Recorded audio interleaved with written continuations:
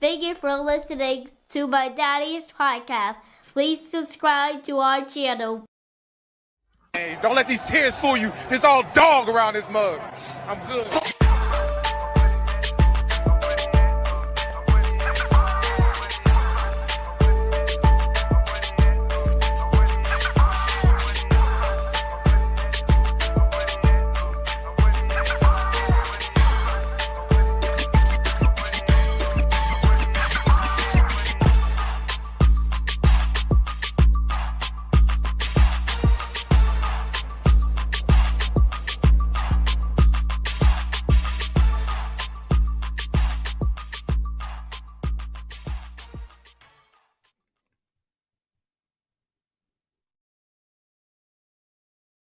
Hey, what's going on, Who Dat Nation? It is yours truly, Timothy J. Jones. And yes, I am the host of the State of the Saints podcast.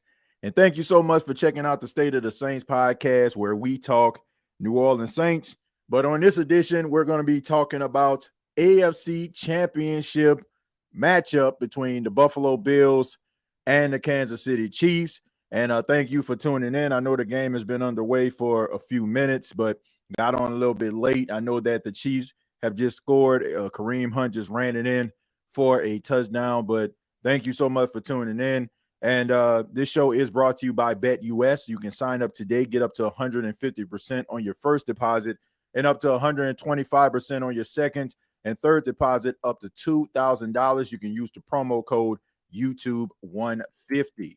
Well, sports fans and Who Dat Nation, we now know who is going to represent the NFC in the Super Bowl. That is the Philadelphia Eagles. I mean, they completely destroyed the Washington Commanders by a score of 55-23, and they will represent the NFC in the Super Bowl. And now we're going to find out who is going to represent the AFC in the Super Bowl. Super Bowl 59 taking place in New Orleans. Shouts out to everybody in the chat right now. Shouts out to everybody that's listening across social media platforms. Really do appreciate your time. I mean, this is a pretty much a matchup that has been dominating the postseason over the last couple of years. It always ends in dramatic fashion. You have the Kansas City Chiefs in their second consecutive AFC Championship game, trying to do a three-peat, trying to get to the Super Bowl where they can win it 3 consecutive times. But the Buffalo Bills, man, been knocking on the door every single year. Josh Allen gets a little bit better. The offense gets a little bit more potent. Defense, they seem like they get a little bit more dialed in. And this is one of those storylines and matchups.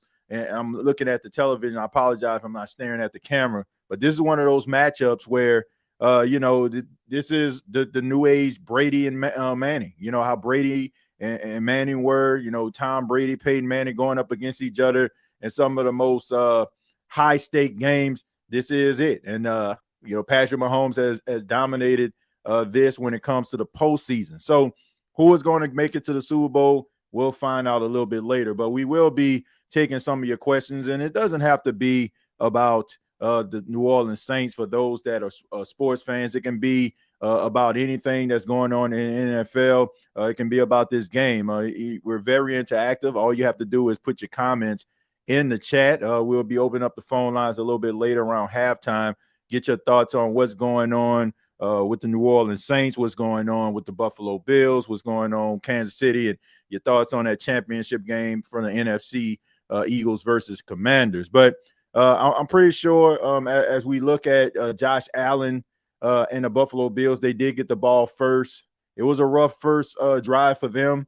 Now they have a penalty. It's 1st and 15 now, and got about 8 minutes, 30 seconds left on the clock. Josh Allen trying to get his offense in formation here. He snaps the ball. He looks, and he throws the ball. That pass is complete, and that's to Dalton Kincaid. So you want to utilize him in this game, in my opinion. I think the middle of the field can be wide open. I think it'll be great opportunity for Dalton Kincaid to really make some plays. Also, Dawson Knox as well. They go with a hurry up. They hand the ball off. This one is to Johnson. He goes pretty much nowhere. So this sets up a third down right now. Wharton on the tackle. 3rd and 3. Look, I feel like you have to convert this. The Kansas City Chiefs aren't one of those teams that, you can go out here and get those 3 and outs against. They can put points up, especially them playing at home. You want to make this thing as competitive as possible, which I indicate that this game will be competitive despite whoever, jumps out to a lead. Kansas City has, but, if they end up like getting a field goal or something like that, I still don't think this game is over. Josh Allen dumps the ball off. That's to Shakir, and Shakir gets out of bounds, and that's a first down right there. So using some of those short passes, man, he's looking for those deep shots down the field, but you kind of lob the defense to sleep, like these short intermediate passes, and allow your playmakers to get the yards after the catch. And that's really good play design right there. Really good pass and catch, Shakir from Josh Allen. And now it sets up a 1st and 10. And now you got yourself a drive going. You got the offensive lineman in motion here. Allen under center. And it's a play action pass. He tries to throw it. He pump fakes and he throws. He tries to throw the ball about as far as he possibly can. And a lot of contact, but it was, incomplete. And so I guess they were saying that is uncatchable. One thing I will say about Josh Allen, he has to calm down, man. The first 2 drives, I'm looking at him. It seemed like to me like he's trying to play a little bit of hero ball here. Sometimes you got to throw that ball away to live to fight another day. I mean, there was one pass that on their first drive he put in harm's way. Luckily, it fell to the ground. So I get it, man. You want to get your team to the Super Bowl. You want to win this football game, and I understand that you want to go out like a warrior, but you got to be able to live to fight another day. It's very early in this game. You don't want to make mistakes that can cost your team. He throws it. That pass is caught to Amari Cooper, and he almost gets the first down. I want to say they gave him about 9 yards on that play.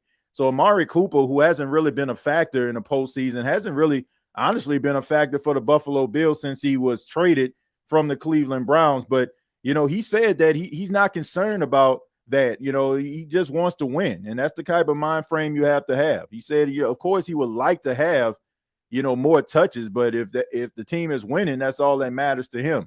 And, when you're a seasoned veteran, like Amari Cooper, I mean, you done caught a lot of passes, man. At this point, man, you're trying to play for legacy, and if you can get yourself to the Super Bowl, that's all that matters at the end of the day. Everybody knows how talented he is.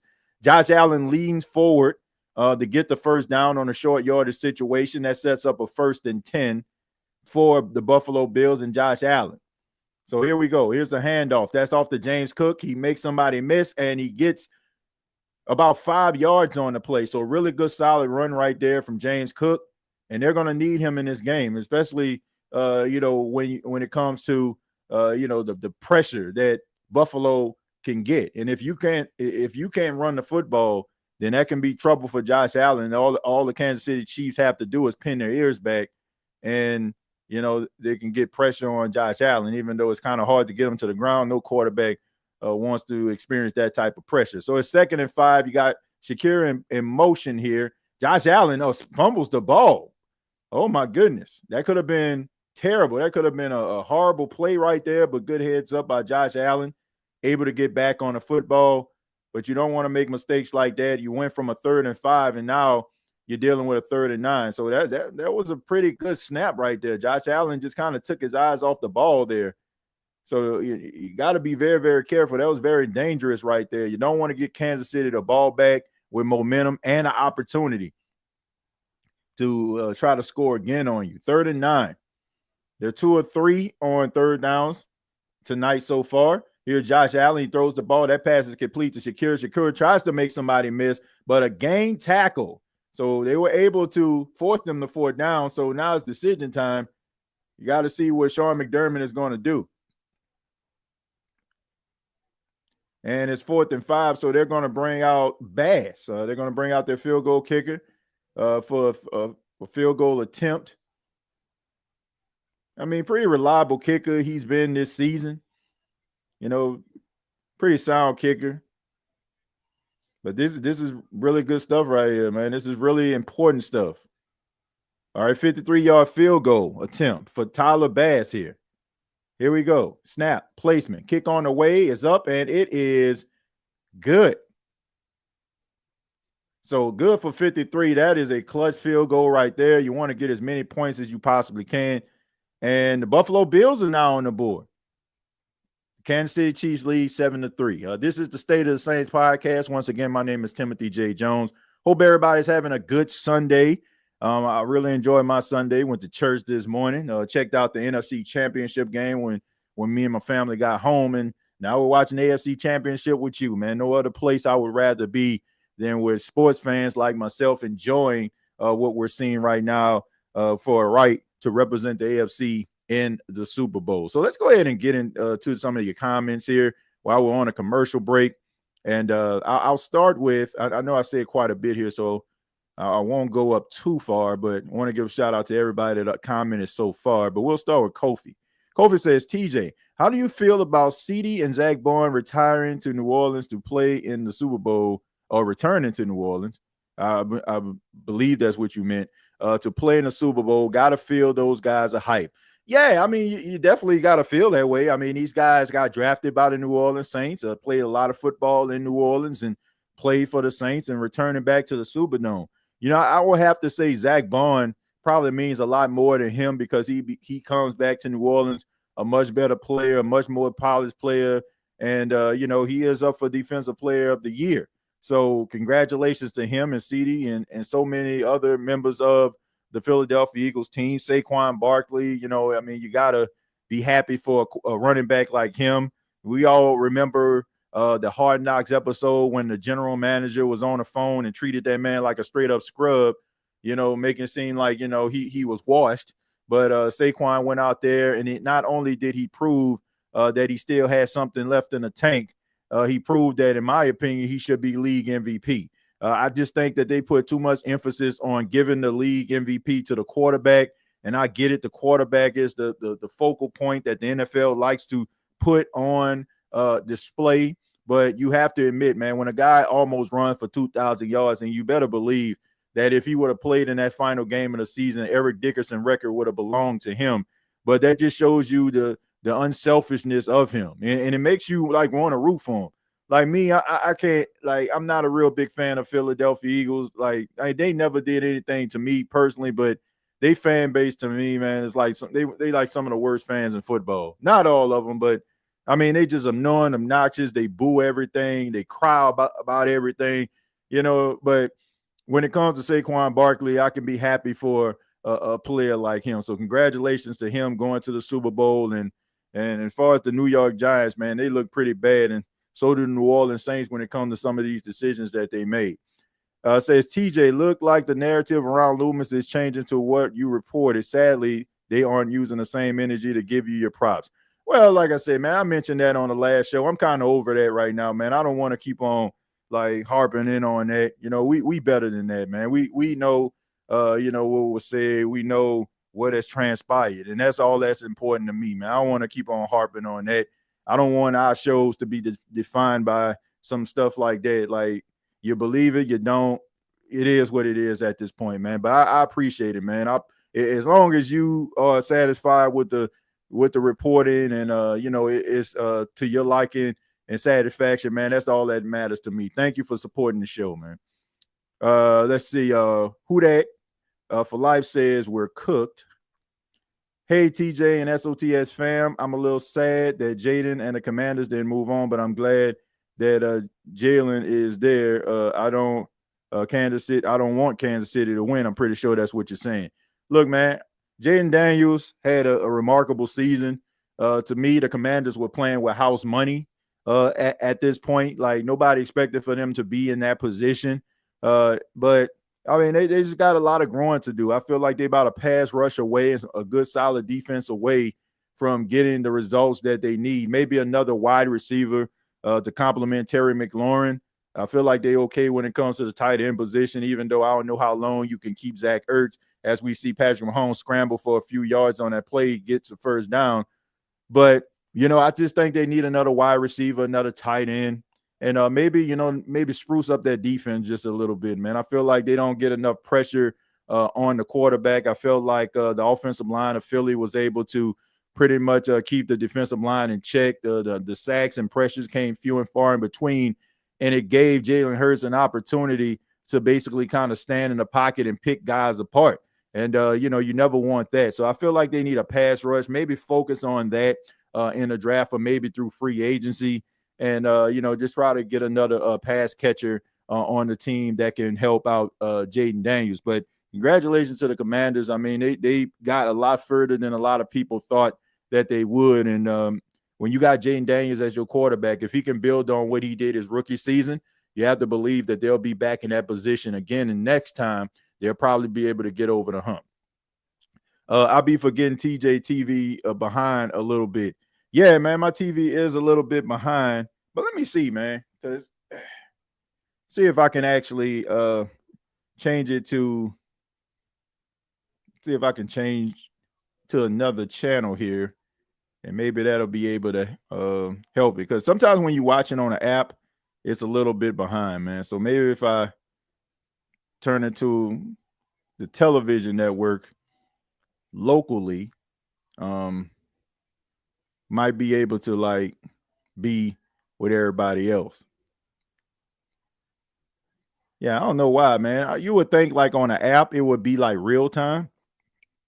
That now that is on the app, but unfortunately it's not like that. Let's see. All right. All right. Hopefully I'm with everybody else now. But let me go ahead and acknowledge some of these donations. All World Trucker, thank you very much for the 199. Says TJ Clint going to the Seahawks. Yeah, I saw that, man. Clint Kubiak will be the new offensive coordinator of the Seattle Seahawks. So the Saints will get a new coordinator on next year, or this year rather. I guess it'll be next year because it's still the 2024 season technically. So I don't know what that means, man. I would assume that whoever is the new coach, I don't know, man. I don't want to speculate here, but maybe the Saints have told Clint Kubiak that they're probably going to go in a different direction, and maybe they decided on who they wanted the coach to actually be. I don't know. Or maybe they just know that the new coach that comes in, based on like some of the interviews that they've conducted with the guys that they select, maybe that's something that was brought up. They want to come and bring their own offensive and defensive staff. So that's understandable. But and good luck to Clint Kubiak, man. I mean, I don't have anything in Clint Kubiak. I feel like he needs to work on those halftime adjustments. But other than that, man, I thought he was pretty solid as offensive coordinator for the Saints when it came to the first half and coming up with some plays. Let's see. David, thank you very much for the $5. Says Dan Quinn went all big game. Dan Quinn as a head coach again, just not in the Super Bowl this time. Well, look, man, he was playing with house money. I said it. Like, he was playing with house money. So when you're playing with house money, hey, you can gamble. Nobody cares, man. Like, nobody was sitting up there. Like, I'm pretty sure Commanders fans were upset and sad, but I bet they look back and they more proud about their season than actually just losing. Oh, man, a fumble on a play. And is it picked up? No. How in the world? How in the world did Kansas City jump on that football? You had two Buffalo Bills defenders like zeroing in on that ball. How in the world? Yeah, okay, I'm about to say. I'm like, how in the world? But we do have a flag on the play. But how in the world did you have two defenders in Kansas City just so happen to jump on that football? Let's see what they got here. Okay, they offsides on the defense. So another bailout for the you can't make this stuff up, man. You can't make this stuff up. Like they fumble the football, but instead, it's offsides on the defense. Man, I tell you, boy. I don't know if exactly what happened, but man, it just seems like this team just continued to get breaks. And not only like you go from fumbling the football about 15 yards back, picked up by Buffalo, to an automatic first down on an encroachment penalty. 1st and 10, and here's the handoff. This is to Kareem Hunt. Kareem Hunt running hard, Hunt running tough, banging, and gets a first down on a play. Say Kareem Hunt. I mean, he's been running really hard, man. I mean, look, we all know how talented Kareem Hunt is, and he always has been talented. And we know that more than likely, if he didn't run into trouble, he would have still been playing for the Kansas City Chiefs. Like, I know y'all remember that 2017 draft for a good little minute. He was the guy that a lot of people thought was going to be offensive rookie of the year until Alvin Kamara had that really good second half of the season. All right, he throws it. That pass is caught by Xavier Worthy. He gets around the corner using that speed. You know he has that world-class speed, man. So they're using those guys, man. Hollywood Brown, Xavier Worthy, they're using those speedy receivers a lot in this game. He gets around the side, man. Good run right there, stays in bounds. Even though I don't feel like he got the first down, may have stepped out of bounds. But, I mean, I digress.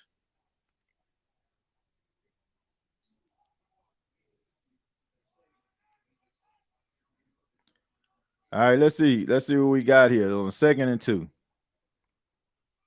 On a shotgun, hands the ball off. Oh, wait a minute, it's a fumble. But let me tell you right there, that pass, that is recovered by the Buffalo Bills. So for the second time, for the second consecutive time, I don't say consecutive, but the second time on this drive, there seems like there's an issue with the snap between Patrick Mahomes and his center.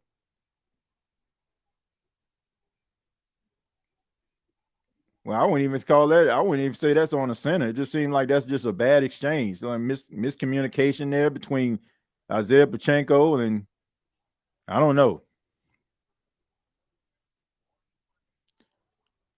Let's see. I'm telling y'all, it's something about Kansas City we don't know about.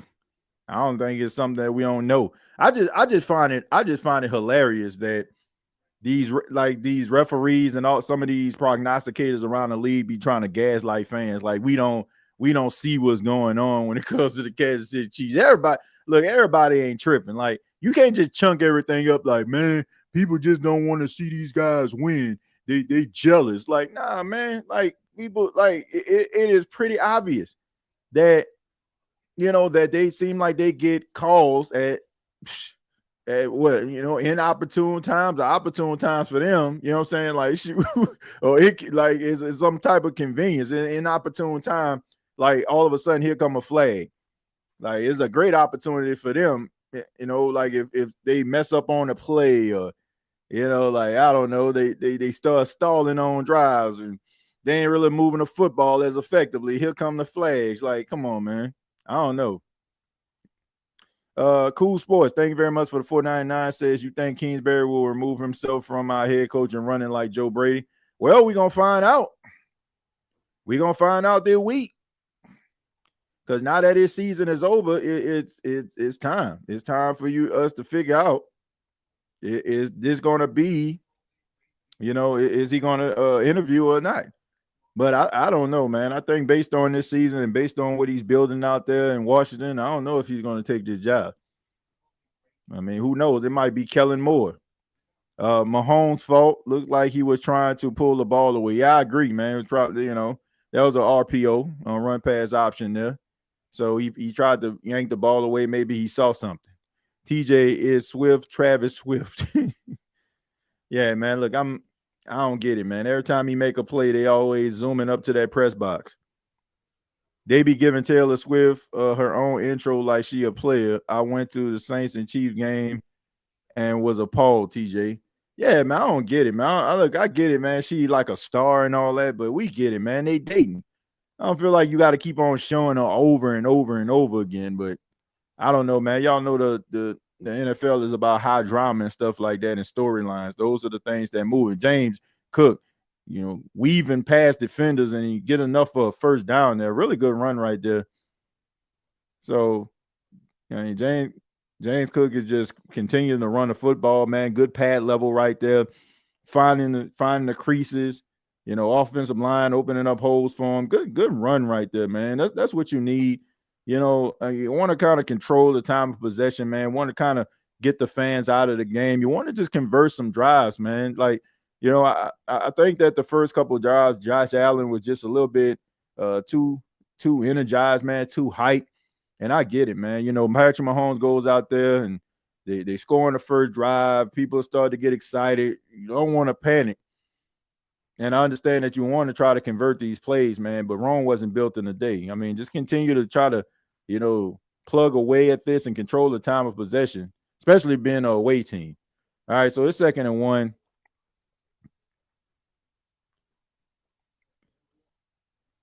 All right, you got Hollis in motion here. Josh Allen under center. And here you go. You hand the ball off to James Cook again. He gets a block, and it's enough for a first down. So that's going to bring up a first down. That's probably going to bring us to the end of the first quarter here on the State of the Saints podcast. Watch along of the AFC Championship game. TJ Jones alongside you here tonight, breaking down this AFC Championship game, as well as taking some of your questions and your comments pertaining to the happenings around the National Football League. Says, I called them the Kansas City Squirrels. I hate when the media play on our tops. Nah, I don't get it either. I already read that. Let me scroll down a little bit. It says, TJ, they didn't do that with Sierra and Russell Wilson. Because Sierra ain't that, I mean, no disrespect to her, but she's not as big of a star as Taylor Swift is. Like, Taylor Swift is an international superstar. She's like one of the most well-known and famous music artists in the entire world. Like how we look at, Beyonce and so many others like Jennifer Lopez and so many other like superstars out there. Like that's her, so of course she's going to get a lot of attention. So I just think that's a different level. No disrespect to Sierra. I mean, she's famous, but she ain't Taylor Swift famous. So we are in desperation mode. The Saints are flying to Philly tomorrow, I heard. Oh man, look, I ain't hear that. I haven't heard that, man, since I've been on here. So I don't know. I don't know if they flying to Philly or not, but if they flying to Philly, then that means that they trying to come back. They trying to come back with a coach. If they doing all that, man. If they going out there to holler at Kellen Moore, get what, man? They want this dude bad, but I would think that they wouldn't have to fly out there to get him. Like I wouldn't think they would have to. I mean, he's on a bye week, so they get a chance to talk to him in person. So I don't know why they would do that. Let's go Buffalo Bills. Love Bills pregame hype music. Rocky 4. Let's see. They ain't do it with Simone Biles and her husband that plays for the Bears either. Like I said, I mean, she a star. Like she's a superstar, man. Like I know we don't like Taylor Swift, but Taylor Swift is a superstar. Like, I mean, she one of them individuals, man. Everybody pretty much know who she is. So that's the reason why they showing them. And they feel like it brings a lot of attention to the NFL as well because she's at the games dating one of their athletes. So they're going to use it, man, and try to get as much out of it as they can. TJ, with all the interviews, I think delusional Mickey Mouse Loomis is going to pick Rizzy as a head coach. I don't know, man. I mean, after this whole Clint Kubiak going to Seattle thing, I'm wondering, like, are they going to go in a completely different direction when it comes to a coach, Like, going to be somebody they're going to allow to bring in their own staff. So we going to see, man. But I just don't know, man. It's a lot of question marks. There's a lot of question marks. All right, Josh Allen throws the ball, dumps it off to James Cook. James Cook gets around the side, makes somebody miss, gets a first down and more, and that sets up a first down. So Buffalo Bills are moving down the field. Look, I don't know, man. I don't know what this actually means. I mean, letting go of Clint Kubiak, to me, it just tells me that they probably going to go in a completely different direction. And, it's also like just makes you wonder, like, if they go in a different direction, what does that mean about Derek Carr? What's that say for the offense as a whole? Like, what kind of offense are they going to try to run? So, I mean, it just makes you wonder, man. Just makes you wonder, like, what are they going to do when it comes to the offense? Josh Allen, he's pointing. He's still got all day. He moves. He rolls around in the pocket. He rolls to his right, and he tries to chunk the ball down the field. And to me, this makes absolutely no sense. I don't get why he's doing this. Like, why are you trying to do that, man?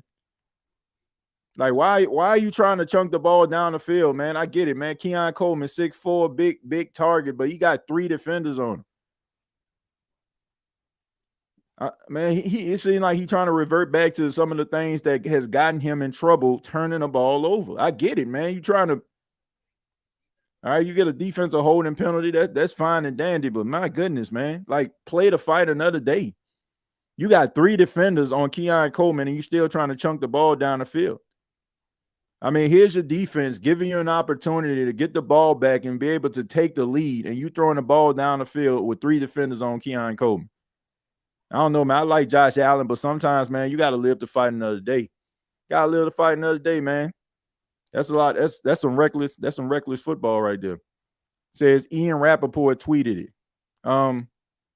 In regards to them going to Philly, why would they want to? I don't get it. Like, why would they want to go to Philly? Why would they want to go to Philly if I don't know? I guess they've.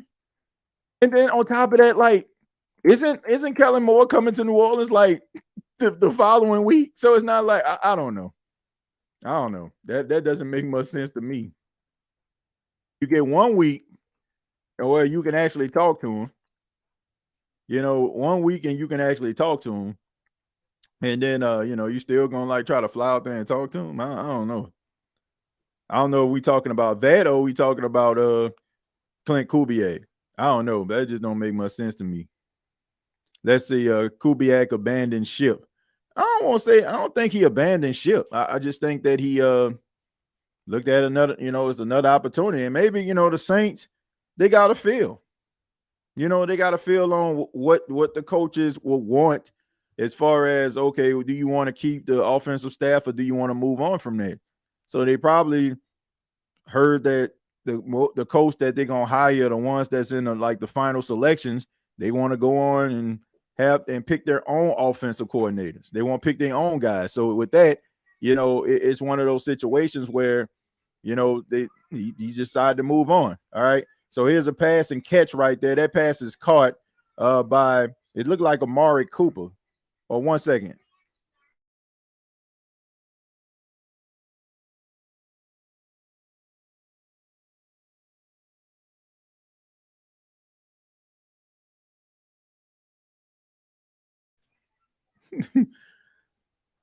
Yeah, I'm trying to see my son trying to call in the big guns.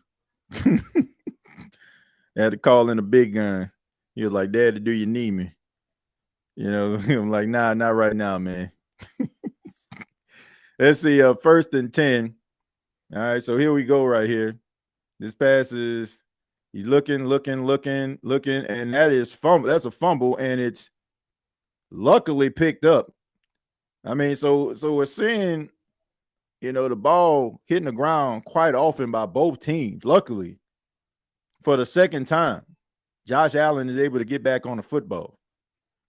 I mean, tried to tuck it back in. Good play right there by Mike Danna. Mike Danna just be able to get around the offensive lineman, stick that big paw out. Wasn't able to get the fumble recovery, but still, I mean, now it's 2nd and 20. All right, so here we go. All right, so here we go. Josh Allen. That pass is caught. That pass is caught right there by Hollins, Fred Flintstone himself.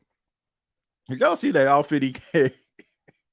Did y'all see the outfit he had on coming into the game? He had a head, like a head that was an animal head, like Animal from the Muppets, and it looked like he had on like some a burlap sack, I guess, for pants and no shoes as usual. That pass is caught by Shakir. What a pass! I mean, but man, what a laser! Josh Allen showing that arm talent, showing that ability on the first. Now that sets up a 1st and goal. And Shakir has been money the entire season, man. One of the best slot receivers in football right now.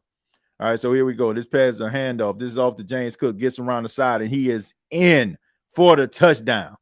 So James Cook really ran the ball well, caught the ball well on that drive, and now the Buffalo Bills have taken a 9-7 lead right now, and pinning an extra point will be up by 3.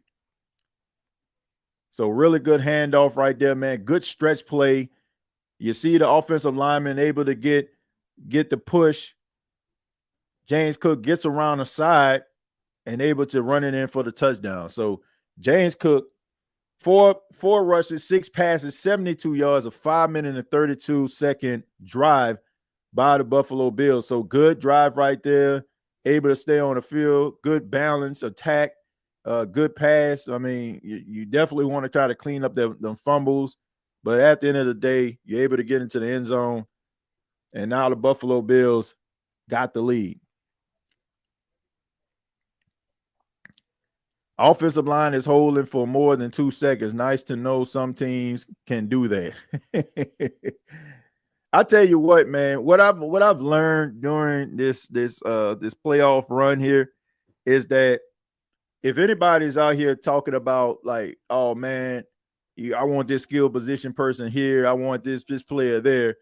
I just think that this playoffs has taught us that, man, you got to build through the trenches. You got to build through the offensive line and interior. You got to fix your offensive line, man. Like these teams are able to find success running the football. And if you can actually run the football, that's going to cause the defense to have to put about 8 in the box. And I mean, the offensive opportunities are limitless. So I think that, you know, if I look at it this way, you know, I feel like the Saints need to go into this offseason looking to try to fix this offensive line. You know, if you got yourself an offensive lineman that's there at 9, you know, I would consider very, very, very hard, to draft offensive lineman, like one of those guys. That's just the fact. That's just a fact, man. That is a fact. If you can get yourself an offensive lineman that can move, that can move some bodies out of the way on the defensive line, imagine how effective your offense would be with a running back like Alvin Kamara. And if you get yourself another running back that can be a good complementary back, you can find yourself with a Jahmyr Gibbs, David Montgomery situation. This seemed like that's the wave right now. You know, the running back was down and people was talking about how devalued the running back position is, but it seems like the running back position is becoming more and more important in the modern day NFL. Carl says, I mean, that was Cincinnati beating their up. What? I mean, that was Cincinnati beating their up. I guess beating them up, the Chiefs 3 years ago. Is Buffalo Mafia Dynasty America's Team 2025, says Carl. I had to kind of paraphrase that, but I know you're probably typing really fast there. But I appreciate the comment. It says, TJ, if I get a chance to look it up, Jameis Winston going to the Broncos with Peyton to be behind Bo Nix. I mean, I heard a story where they was talking about him possibly going to Las Vegas with the Raiders. You know, I heard that, and that wouldn't be a bad idea either. Thank you very much for the $5. It says, man, it's not way we still no way we're still having issues with O-line and D-line, all the high draft picks we've used on these groups. Yeah, man, you would think that they would be much better. Says Josh. Yeah, I would think so, but it don't seem it's that way. It don't seem that way at all. It's crazy. The Saints need help in all positions, including the water boy. Yeah. Alfred, we down bad right now, TJ. Yeah, we pretty bad right now. It's pretty sad when you think about it, where this team was, as far as how competitive they were, how they were in contention every single year, how we were getting mad because they get bounced out of the championship in the divisional round of the playoffs. And you go from that, you just wish that they can actually win 9 games. Like, it's sad, man. It's sad, but I don't honestly. I won't say I don't see anything changing.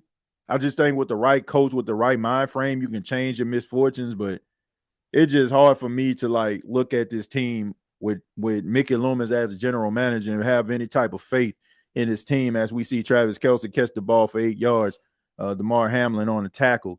But I don't see it happening, man. I think that Mickey Loomis is going to be the detriment of the Saints. I just think that this is a new wave of NFL now, and the New Orleans Saints are moving like this is 10, 15 years ago. Like, coaches want to call their shots. Like, coaches want an equal playing field. And I just think that their loyalty is going to be their detriment. Them being loyal to the people in the front office. It just like, I mean, it just seemed like everything just, I don't know. Like, I don't know if it's just people just frustrated and upset. So everything that just happened, big or small, we like, man, God dog it. Because I want to say Ziegler, like Ziegler, the guy that was helping with the head coaching process, he is now the assistant general manager of the Tennessee Titans. So he's not even helping with the process anymore. So he was like, okay, man, I'll help out. And all of a sudden his phone rings and now I got a job. Then you got Clint Kubiak leaving. Then you got Joe Brady, who was highly touted. People expected for him to be in you possibly be the head coach, and he bowed out. And you don't know what's going to happen with Kingsbury, and fans aren't really high if they go with a coach like Mike McCarthy or Mike Kafka.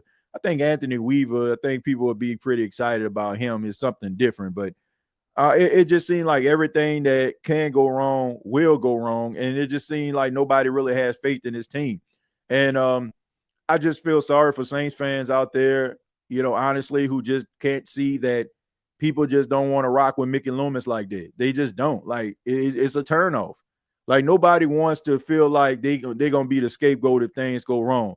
And I can't blame them, because you think about the situation the Saints have been in, whiffing, I don't want to call them whiffing on draft picks, but not utilizing draft picks correctly, kicking a can down the road, in cap hell, aging players. And if you can't get the best out of those players, everybody going to be looking at you. Because like I said, Mickey Loomis is untouchable. Nobody can really touch him. So he can be that guy that, that fires a guy over and over again. He know he ain't going to go nowhere. So how fair is that? Like, if you put me in this position, right? Like, you don't want kicking a can down the road. You don't want us up here extending these players until they into their 30s and all this kind of stuff. And, and then if things go awry, I get fired, but you get opportunity to mess something up again over and over. Like, I can't blame him. As we see Patrick Mahomes on a roll around, he slides and he gets enough for the first down on that 4th and 1 right there. So Patrick Mahomes showing the wheels, scrambling. And, this is a much better Mahomes than it was like last year around this time. He was dealing with that ankle injury. Seems like, he's much more healthier. And we know that if you give him, that element where he can actually, scramble on a run, be able to, get outside the pocket.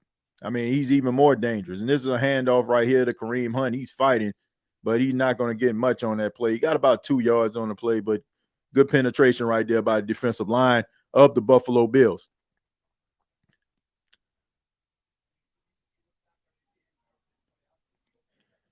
TJ, I'd rather go back to the moment I dropped to the knees watching Diggs run the sidelines than to deal with this.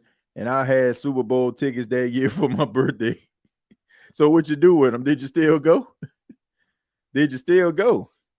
I'm sorry, man. You get Super Bowl tickets, man. I don't care who playing. That's a dream come true right there. Stiff arm right there by Xavier Worthy gets tossed out of bounds after the stiff arm, but it's enough for a first down. Did they show Swift? I don't know, man. I don't think they did show it when he caught that pass. I have a big feeling Buffalo going to the Super Bowl. Well, I think that's going to save a lot of people, because I don't think too many people want to see a Philadelphia Eagles, Kansas City Chiefs Super Bowl. I don't think so. I mean, people will watch it, but I don't think people will be looking forward to it. With Buffalo is, even though Buffalo has been to the Super Bowl, a lot of modern day fans didn't experience that, so it's kind of new to them to actually see a team like Buffalo. And I just think that people are just kind of sour on the Kansas City Chiefs. TJ, so they are flying out to Philly. Oh, okay. I'm not sure, man. I mean, I'm trying to look. Let me look and see. Let's see if I see anything in regards to that so I can get more clarity on it. If we can go with Ian Rappaport here. I think somebody said they saw it on Ian Rappaport. Says the Eagles are in the Super Bowl, or on to the Super Bowl, and the Saints head coaching search now will accelerate. They plan to conduct an in-person interview with Kellen Moore and likely will fly to Philly as soon as Monday to meet with him. Okay, so they're going to try to speed this thing up. And I think the writing on the wall, bro. Like, if you flying out here to try to get that dude, like, Doesn't that mean like more than likely you're gonna end up signing him as the head coach? I'm just saying, like, doesn't that mean? Doesn't I mean I just seen it on there. I'll pull it up for people that can actually see it.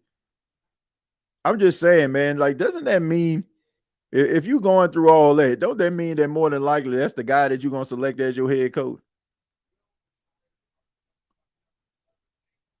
Because I guess people are like, man, why would I want to sit up here and waste my time? So here it is right here. All right, so as we can see, says the Eagles are on to Super Bowl 59 and the Saints head coaching search. Now we accelerate. They plan to conduct an in-person interview with Kellen Moore and likely will fly to Philly as soon as Monday to meet with him. Sources tell the insider. A big few days loom. So I don't know. I think that may be a sign. I don't know. I don't want, I ain't gonna say that I feel like he's gonna be the coach, but why would you go through all that if you ain't got this individual in mind? And maybe that kind of makes sense, that you would move on from Clint Kubiak, because that more than likely Kellen Moore is gonna be that guy that's gonna be calling them plays. Let's see. Just find Kelsey a D stick. I enjoy the show, bro. I appreciate it, man. Thank you for being here. I enjoy doing this show and giving you all some content. Watching this watch along is 3rd and 4 for the Kansas City Chiefs as they try to drive down the field to a 1, possibly take a go-ahead lead over Buffalo or try to tie this game up. All right, so 3rd and 4. And we'll get to Matt Drummond in just a second here. There's a pass. That pass is caught by Xavier Worthy. He jumps back and gets enough for the first down so that he converts that. So Matt Drummond says, I'll tell y'all what if he comes, then gets ready for that tush push in New Orleans. Yeah, I mean, look, it might be. But I tell you this, man, if he does come, you're probably going to see a strong emphasis on trying to beef up that offensive line, which I ain't got no problem with. And if people talking about want something new or want something that's like out of the norm or wanting something that's uncharacteristic, that's him. Man, they will fly out there and get played. I'm sorry to say. I don't know, man. Like if they're flying out there, I'm just saying, man, not too many teams I know that's gonna fly out to where do that like that. You know what I'm saying? Like go out their way to do that. So I think he might be I think he might be a front runner. I think he might be a front runner, man. Like, why would you do all that? Like, why wouldn't you just, wait? And Xavier Worthy dives in for the touchdown. So Kansas City Chiefs end up scoring on that drive. But like I said, man, this is going to be that type of game. I'll take Kellen Moore. I think he can be a good coach. I don't know, man. I don't know. My biggest question with Kellen Moore is who has he ever developed? And like I said, I'm not opposed to it, because at this point it's like, just try something, that's different. Just try something that's different. Rather it be a coordinator, front office, mind frame, don't matter. But my biggest issue with Kellen Moore is who has he ever developed? Like I look at the Philadelphia Eagles. I really do, man. I look at the Philadelphia Eagles and I just look at a solid team. I look at a solid football team, and does his offense really make that much of a difference? I don't know.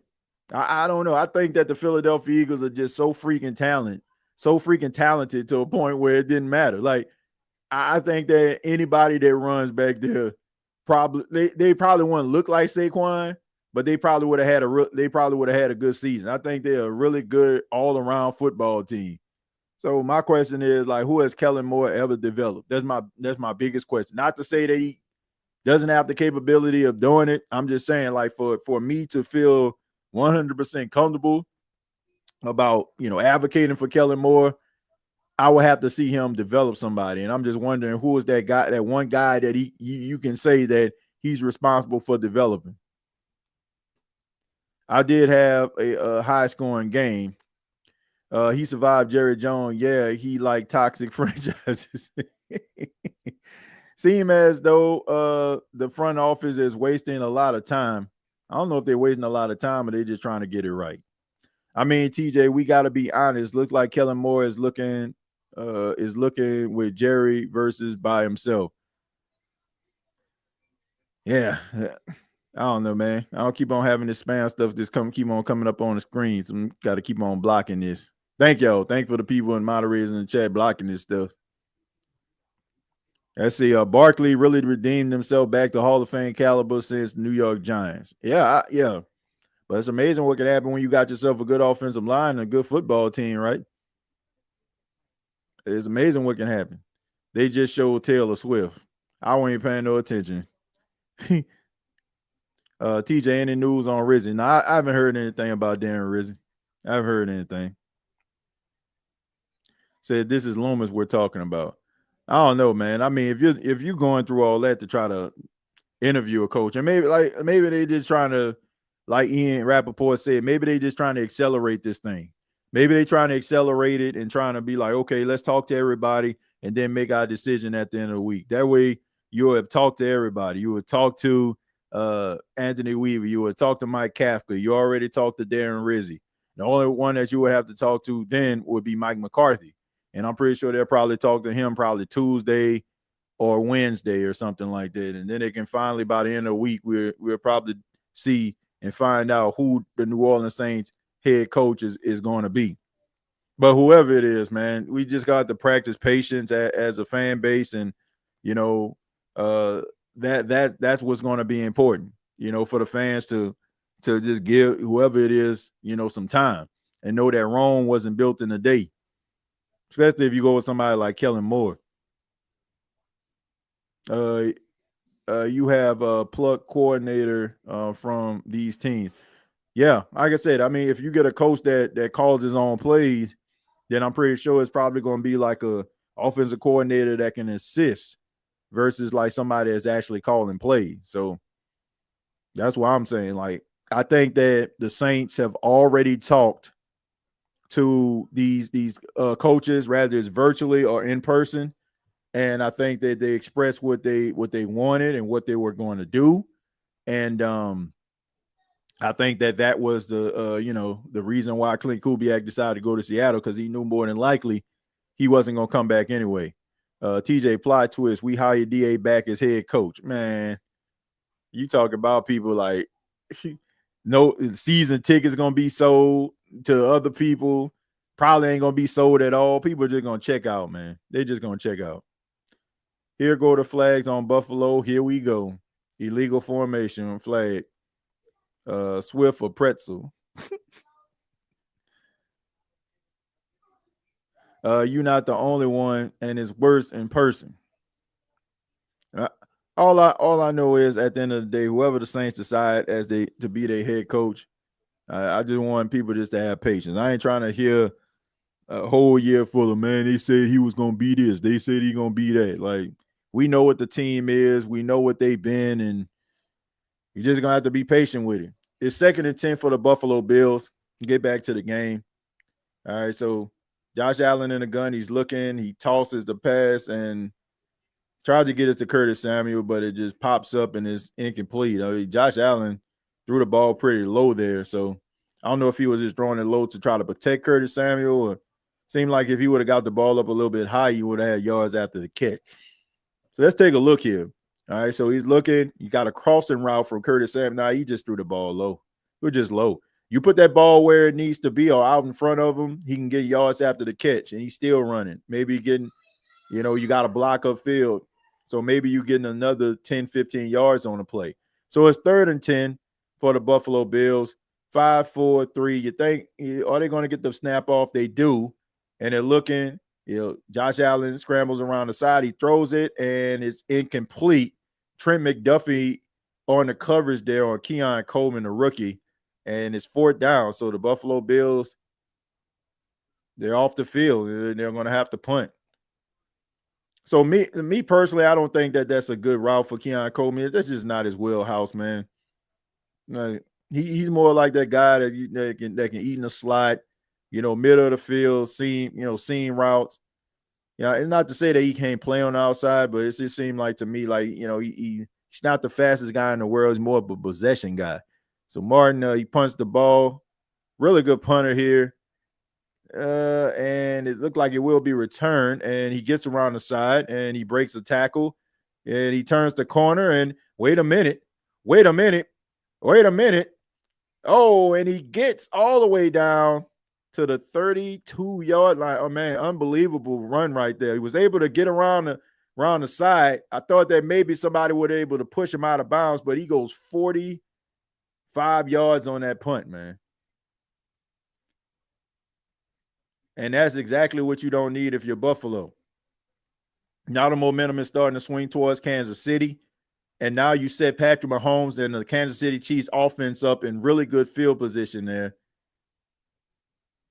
I don't know, man. At this point, man, you got to make sure that you got to possibly try to hold them to a field goal here. Not to say that the game would be over, but it would have all the momentum going Kansas City way. All right, so it's 1st and 10. You got Xavier Worthy in motion, hand the ball off to Kareem Hunt. He cuts back and he fights. And Kareem Hunt has been running the ball extremely well in this game. And I hope he's okay, man. He's a little slow to get up there. He takes a knee. And let's see what's going on here, man.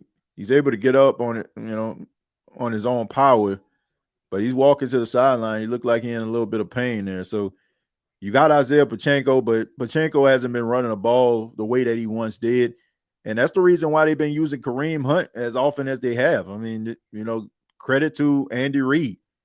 Isaiah Pacheco has been really good with the Kansas City Chiefs throughout the years, but Kareem Hunt was signed when Pacheco went out with an injury for a few weeks. And I mean, he has earned the right to be on the field. And that was a quick pass, and Travis Kelce couldn't catch it, couldn't corral that catch there. Very uncharacteristic right there. You would think like Travis Kelce would catch something like that, but no, ball just bounced right on, right through his hands there. I don't know if he was looking up the field, maybe thinking about the next thing he was going to do. But that pass is incomplete. So I don't expect for him to miss too many of those. Why they ain't show Taylor Swift on that one? Let's see what her emotion was on that drop pass right there. But anyway, 3rd and 5. You got Patrick Mahomes in a gun. I think there's going to be a Kelce play right here, if you ask me. They were looking for him. And he throws the ball down the field. Oh, my goodness. And is that a catch? And they're going to say Worthy made the catch. And there is a flag on the play. So we got to see what the flag is. And Xavier Worthy came to play today, man. He's made some spectacular catches in his first half. But anytime you have a double catch like that, man, they're always going to give it to the offense. So holding on the defense, so insult to injury, that penalty is declined, and it's a 1st down. All right, so here we go.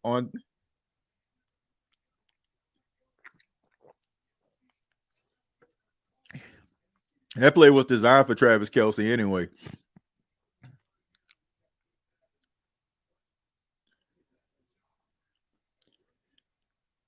I don't know, man. Y'all think let me see. Yeah, that was a really good catch. Nah, he caught that. That was an unbelievable catch right there. All right, so Xavier Worthy on the jet sweep. They want to let him pay it off. Ben Espinoza says, well, that's Russo. And he says, no, sir. So they're trying to give him his touchdown on that play, but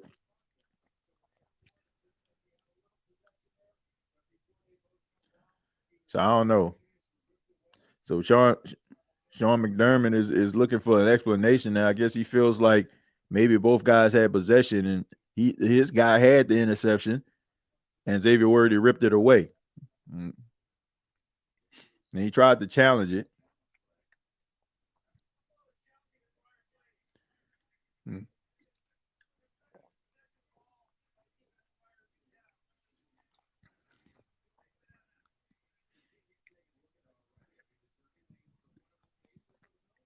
Well, I mean, at this point, you have no choice, man. I mean, worst case scenario, I mean, your defense back out there again.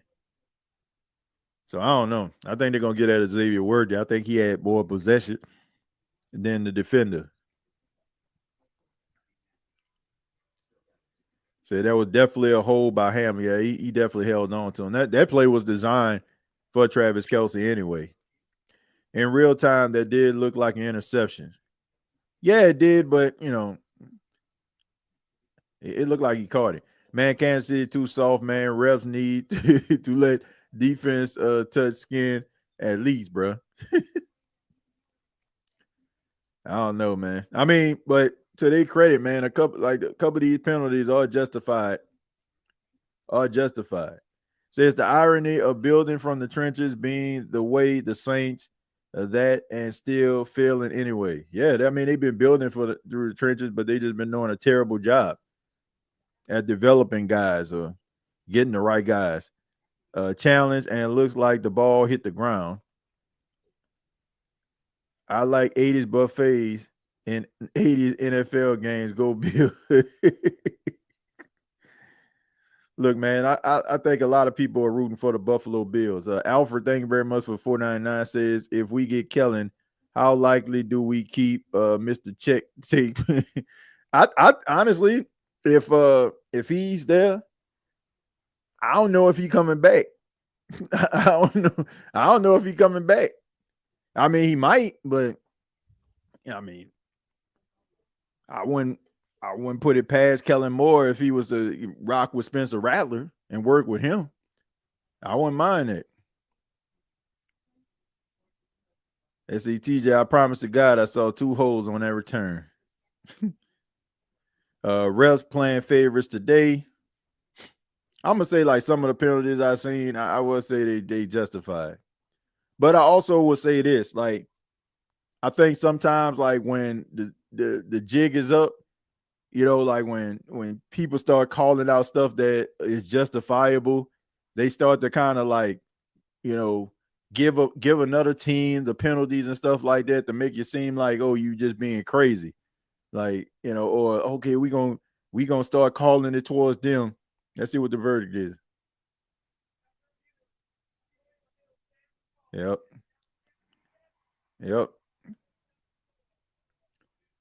So that ain't no shot. And you gave them some extra time to figure out how they're gonna be able to put this ball in the end zone. So he yanked it out of his hand.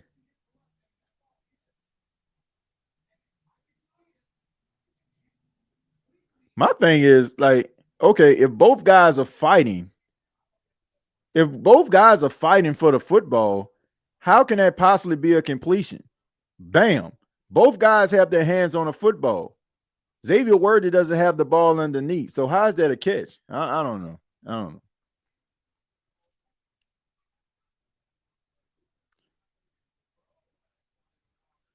Now I'm just wondering, man. Isn't that kind of weird?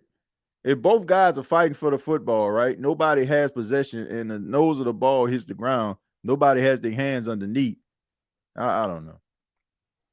Different angle shows the ball hit the ground. Yeah, what I'm saying, like look, the ball can actually hit the ground. Like it get like the nose of the ball can hit the ground, but if the receiver has to have or the pass catcher has to have the ball underneath. You got to have his hands underneath. As Pacheco tries to get into the end zone, he doesn't. They got to have their hands underneath. So my thing is, if both guys are jockeying for position, trying to get possession, nobody had possession when the nose of the ball hit the ground. How did the Kansas City Chiefs? How did they call that a completed pass? I don't know. Exactly, TJ. These guys have the ball. Do you automatically give it to Kansas City? It should be replay of that down. Now, yeah, it should be a replay of that down. Now, if the ball never hit the ground and 2 defenders are fighting for the ball, I mean, not 2 defenders, but a defender and a receiver fighting for the ball, and they catch it simultaneously, then it goes to the offense. But when you have 2 guys fighting for the ball and nose of the ball hit the ground, nobody has established possession, then it should have been an incomplete pass. So I don't think they should have gave it to him. I think they should have I mean, it would have been an automatic first down anyway because of they would have just accepted the penalty. They would have accepted the penalty that was on DeMar Hamlin. So, TJ, the salary cap. So when and how will we get in the black? Well, Saints, this season, of course, we know that they're about $60 million over the cap, but next season they should be in much better situations. Like, I want to say they become like a few $1 million under the cap, like quite a bit, if I'm not mistaken. So if the Saints play their cards right and not do something just absolutely ridiculous, like for the next like couple of years, or at least this year, like they should be okay, because I want to say, let me look at the Saints salary cap issues. Let me see. Saints. Let's see. Saints salary cap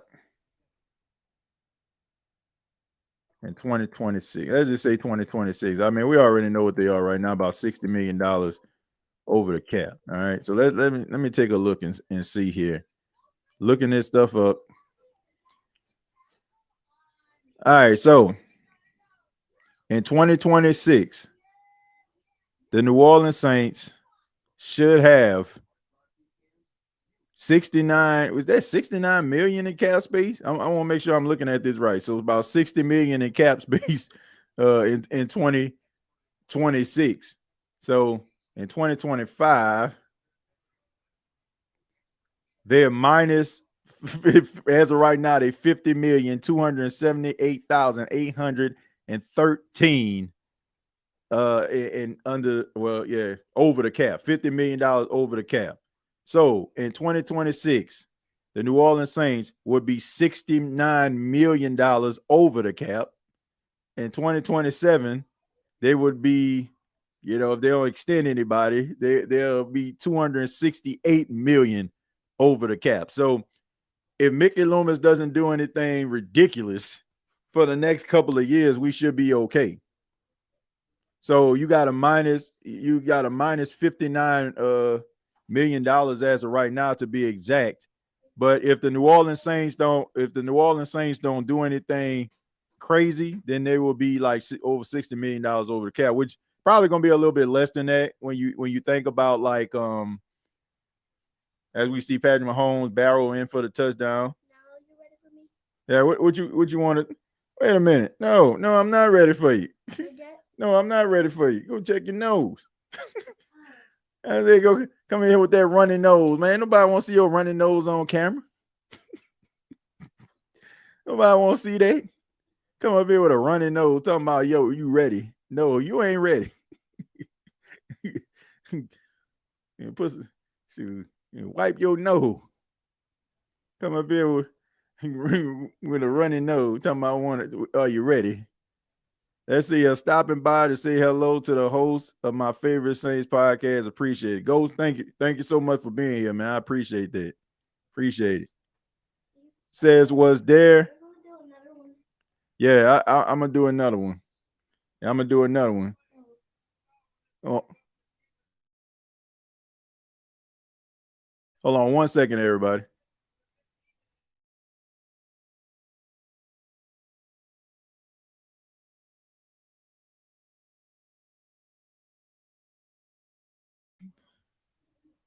All right. So I guess he really trying to say hello to y'all. But I'm like, yeah, I ain't about to put you on camera if you ain't got your nose white, man. Let's see. Was there a report that Carr contract restructured for 2025, 2026, 2027 for $37 million per year? Look, I don't know. I hope not. I hope not. Who's winning? The Kansas City Chiefs are winning. They beating the Buffalo Bills 21-10. 21-10. Yeah, 21-10. 21-20? To 10. 21-10. 21-10. Yep. Wait, hold on. They're getting the 21. Yeah, the Kansas City Chiefs got 21. Oh, I thought both teams are going to win. Well, both teams can't win. Only one team can win. Oh. All right, only one team can win. All right. All right. So you can stay here for a few minutes, okay? And while daddy read some of these comments, all right? All right. All right, let's see what we have. All right. You can read that one for me from Dalton. What did it say? Bear hired Dennis Allen as DC. At DC, man. So DC, what you know what DC means? It means defensive coordinator. Yes, mommy. All right, so we got. Oh, it's okay. It's all right. All right. So the Bears have hired Dennis Allen as their defensive coordinator, according to Dalton, and according to Dalton, and I'm pretty sure other reports as well that they hire. So is it the Bears are hiring former Saints head coach and respected guru Dennis Allen as their new defensive coordinator, the favorite to join coach Ben Johnson's staff. Since Johnson's hire, Allen adds experience and a top-notch DC to Chicago. So Dennis Allen is on his way to Chicago. He's on his way to Chicago, man. On his way to Chicago. So Chicago going to be a good football team next season, man. If Ben Johnson controlling the offense, his mind, along with Dennis Allen's defensive mind, Chicago might be something. Like, you may not like Dennis Allen as a head coach, but guess what? Guess what? Dennis Allen is a really good defensive mind. So they're gonna have a really good defense there. So, and the Saints got to play the Chicago Bears. Bears really trying to make a run. Yeah. I mean, they got one of the best offensive minds in football and one of the best defensive minds in football. So they're gonna be a scary football team, man. I ain't look. I know Dennis Allen's not our ideal head coach, but that man can coach some defense. Can we get someone to throw the football to the ref ball like the longest yard movie? Let's see. Mahomes throws the ball at the defender, but they try to flag for unsportsmanlike on defense. I don't know no more. All right, so I don't know, man. I mean, you will hope that Buffalo can kind of keep it under control here, man, as we look at the final minute and a half of the first half. All right, so we're taking a look at Travis Kelce on the sidelines, man. I mean, look, I don't know. Like I said, people going to watch it. People going to watch the Super Bowl, but I don't know if people going to be really that excited as they would if Buffalo was to show up or the Commanders will show up. I mean, I just think that teams, man, people just got, the fatigue when it comes to these football teams, especially Kansas City. All right, so Josh Allen gets around the side. He flips the ball, and that pass is caught by Shakir.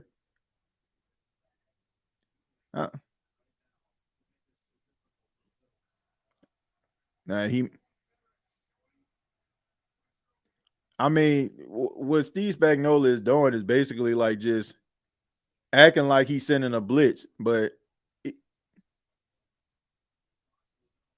all right, so we got another flag on the play. So a flag fest is taking place. Look, man, it is the freaking AFC championship game. It is a championship game for the right to go to the Super Bowl, man. Let the dudes play, man. I don't care if this is on Kansas City. Like, let the dudes play, man. Like, these dudes out here trying to go to the Super Bowl, man. Y'all boys out here thinking like this week 5 or something. Let the dudes play. I mean, pass interference, but at the same, like, I get it, man. I get it, but let these dudes play, man. And that was like one of them flags, like, okay, man, we won't keep this thing balanced. We ain't want people to think that we favoring Kansas City. Like, okay, let's see what we got there. Josh Allen throws the ball. That pass is caught to Amari Cooper. Amari Cooper has been extremely busy. So credit to the Buffalo offensive staff, Joe Brady and his crew, man, trying to get Amari Cooper involved, man. Understanding that you got yourself a really good receiver and hasn't really been a part of the game plan.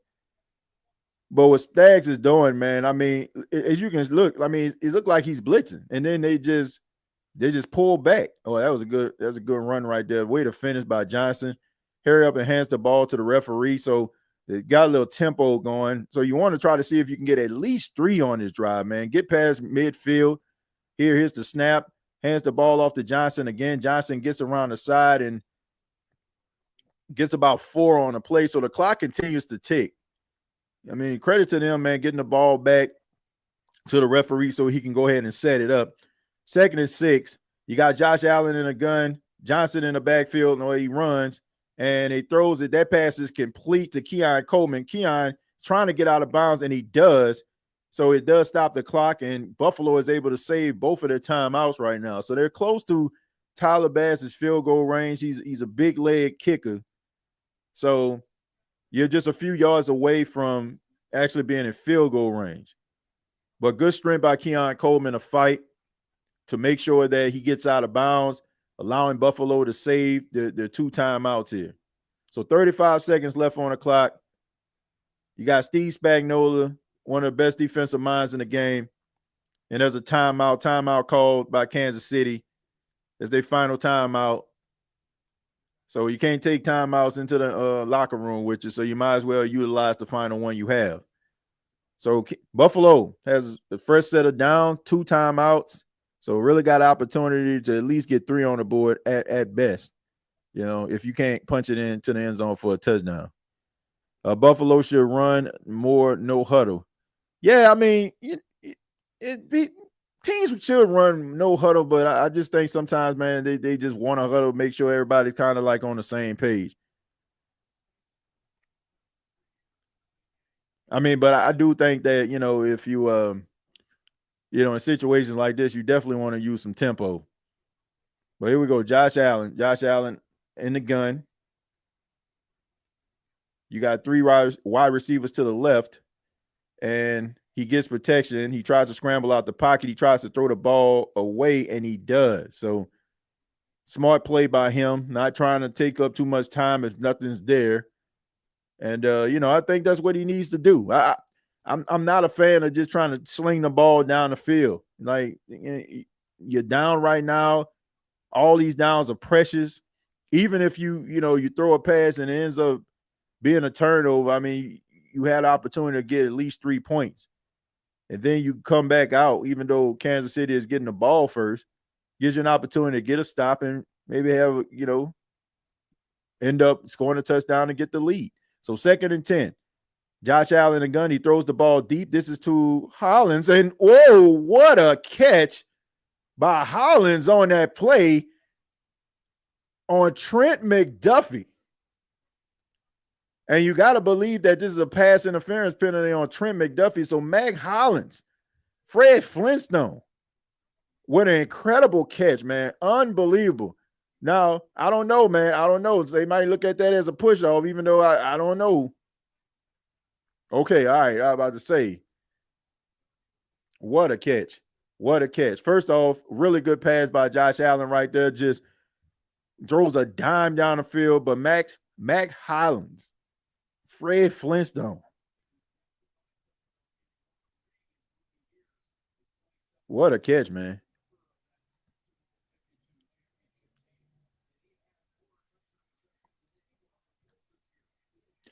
Wow. What a catch, man. Fred Flintstone, Mac Hollins. And just like that, that's how you want to go into the half. So,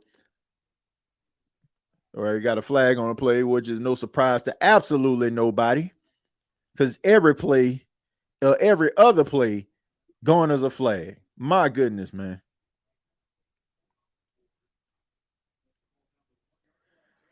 Oh, man. Man, let the dude play. My goodness. That boy Joe Brady is cooking, TJ. I don't even know if he cooking. I don't know, man. Look, sometimes, man, it's about who the quarterback is, who the trigger man. Like, to me, that was more of Josh Allen. Like, I don't think, I don't know. I don't think like rolling to the left, then rolling to the right, sling the ball down the field to Mac Hollins was part of the playbook there. I just think that dude, man, sometimes it's just about the quarterback. And how special this dude is as a player, man. Like, Josh Allen is incredible. All right. I don't think, he didn't get there. He tried to flip it to oh, that was.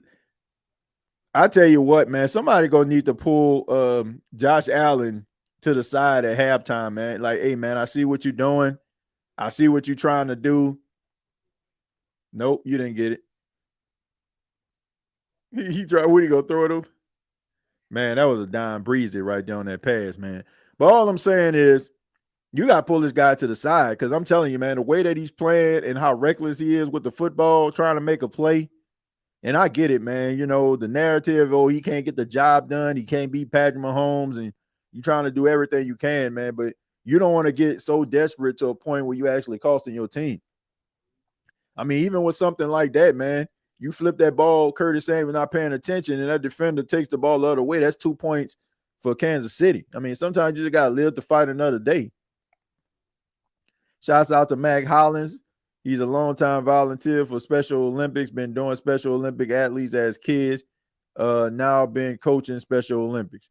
Yeah, man. I mean, look, Mac Hollins, he a very unusual cat, a unique enigma, if you will. But I mean, it seems like, you know, he's a fan favorite. You know, a lot of people like him, and you know, I think that he's a, you know, seems like he a pretty good athlete, and he's been coming up clutch for him.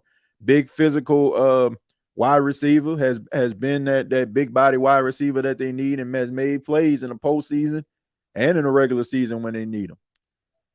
Doug gonna have to say, hey Josh, I know you excited, but relax, dude. The plays will come. Yeah, I mean, there's a couple plays just in this game.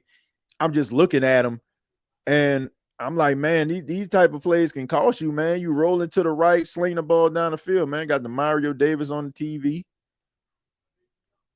Got the Mario Davis on the TV, man. Saints linebacker.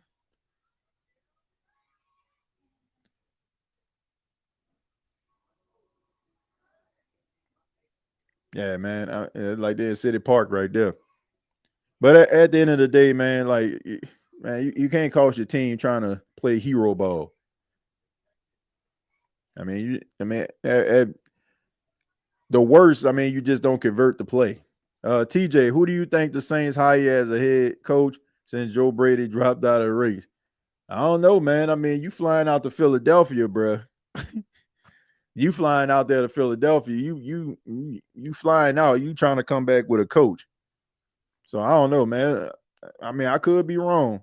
I mean, but if you flying out there to interview a coach, man, you got to believe that Kellen Moore is high on their radar. So I don't know. I mean, when you think that, okay, if the team flying out to where a coach is, or a potential coach is, like that speaks volumes. Like what other coach did they have that, you know, that they decided, okay, we're gonna come to you? I'm about to say, man, is this dude run this back? Let's see. This is a good first half so far, but it's 23 seconds left. I don't know, man. I don't know. They might take a knee and go into the half on this one. I mean, you ain't got no timeouts. What are you playing for? I mean, you can try to get down the field, but you might as well just go ahead, take a knee, and take it into the half.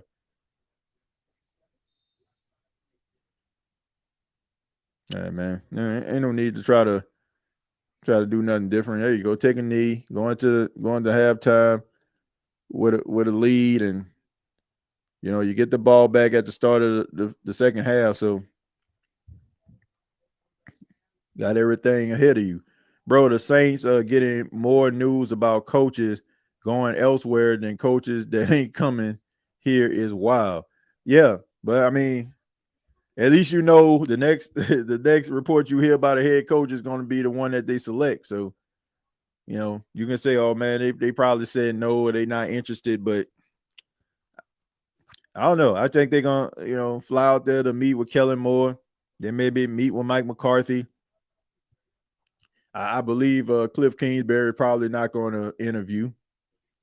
You know, but he's saying like he don't know or he not sure, but I don't know. We'll see now that the Commanders are out the postseason. TJ, do you think Joe Woods will stay as the DC? Do I think Joe Woods gonna stay as the DC of the New Orleans Saints? I do not. I do not.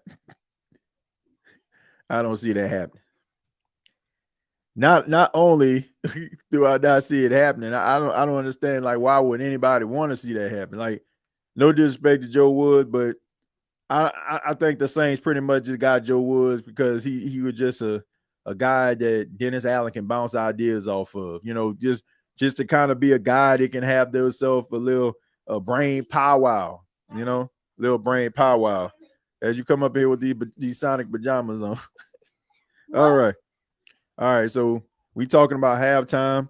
If you just joined us, the Buffalo Bills, they just scored a touchdown, but they still down 21-16. All right. 21-16. They still down by 21-16.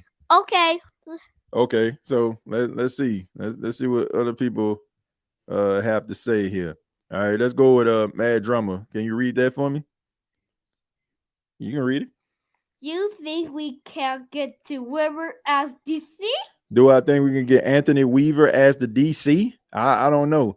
I mean, maybe he doesn't want to leave Miami, Maybe he wants to stay where he is. I mean, he's interviewing for a head coaching job. I'm pretty sure he doesn't want to just stay there as, I mean, that's just basically just a lateral move right there. He wants to be able to upgrade. So I think that he wants to be a head coach at the end of the day. And let me see. It says the Saints letting Kubiak walk is pretty much telegraphing their eyeballing and offensive-minded coach. Yeah, I agree. Yeah. It's rather that, or they had a conversation and was like, whatever coach that comes in, he's going to want to pick his own staff. So we don't know if that means that he's going to want to stay with you as the coordinator. All right, so we're going to scroll down. And Cartel says, what's that say? The greatest co-host of all time. Of all time. Talking about you, Packing Man. Say you're the greatest co-host of all time. Thank you. All right. Let's see. Let's throw up a little bit. Let's see if we can see what this one is. Okay, let's see. We got to read one that we didn't see already. Let's see. Can you read this one for me? Loomis is throwing the Hail Mary. Hail Mary at this point. LOL. LOL. That means, that's not even my name. Really? Said that Hail Mary just means he's just trying to throw something and trying to see if it's going to work. You think the Saints are going to find themselves the right head coach? Yeah. But thank you. All right. Thank you. Thank you for stopping by. We appreciate it. As we read some of these comments, this is the AFC Championship watch along. It is yours truly, Timothy J. Jones. Got the Packing Man here, up here for a few minutes before he go to sleep. And it's 8:20 Eastern time, so he knows that he only have a few minutes with his daddy before it's night time, right? Right, because we got school tomorrow, right? Right. All right, says ain't no way he just questioned PI when we've been questioning all these calls. I don't know, man. No. Some of these calls are, a kind of. I just feel like, man, when it's the play, like when it's a game of this magnitude, you just gotta let them play, man. Magnitude. That means when something is extremely important, something is really big, okay, and really important. Like sometimes you gotta just let them play, buddy. Yeah, but I only see it on TV. All right, so this one for you. All right, can you read that for me? That's me. Ask Paxton, is he going to play football? Yeah. I am going to play football. Yeah, you're going to play football. He's going to start football this weekend. Kalen's going to play too. Okay. Yeah, Kalen is my nephew. Of course, some of y'all know who y'all seen him on the show before. Yeah. And I'm pretty sure he's watching this right now in Mississippi. But yeah, he's supposed to start football. He was supposed to start football on Saturday. But of course, it snowed out here, so the weather was they still had snow on the ground, so he wasn't able to start, but he'll start football next week. He'll start flag football. Very nice young man you have there, says Linda. Says that you're a very nice young man. What you have to say about that? Say thank you. Thank you. Thank you. All right. Says, to be honest, Clint numbers weren't any better than Pete's. I'm looking forward to the complete rebuild. Yeah, I mean, look, I think there were some things that Clint Kubiak did that were good. I think that there was some things that he needed to work on. So we'll see, man, in Seattle. I think that, he'll probably bring something completely different now that he has like certain guys. And man, we seen like when he had like, the right personnel in there, man, he was cooking. So wouldn't surprise me at all if Seattle go out there and be cooking, and you see some talented guys making some plays. Can we hire Homer Simpson as the head coach? Look, not the way he was coaching Bart team. His man wanted Bart to be the quarterback. Bart couldn't throw. Had Nelson sitting on the sideline. Nelson was the best player on the team. Up there using an electric football to call plays. Like, I don't know if I want Homer Simpson. As my head coach. Head coach? Yeah. Big head coach. Yeah. We don't need him as a head coach. Why not? What do you mean, why not? Because he's not a good coach. You can't be calling plays but using a video game. You can't do that. Says TJ. I think Mike or you think Mike? I guess he mean Mike McCarthy or Kellen Moore, I assume, as that's the next head coach. Kansas City Chiefs is coming out for today. Yeah. Ernest Foreman says you have a cool guy there, TJ. So they say you cool, man. Yeah. You think you cool? Yeah. Nah, you're not cool. Everybody, please. Daddy's just the coolest kid ever I've seen. I'm the coolest kid you ever seen? Nah, you're the coolest kid I ever seen, man. You my packing man, the best co-host in the business, pal. Says I say, yeah, TJ, that's right, bro. Says Pac-Man, who's the better fighter? Shadow or Knuckles? Who did you like on Sonic 3? Did you like Shadow or did you like Knuckles? Which one did you like? Lee, I think I like Shadow and Knuckles. Oh, you like both of them, right? Yeah, and Sonic and Tails. Yeah, also I like Amy too, and Sticks and Silver. Okay.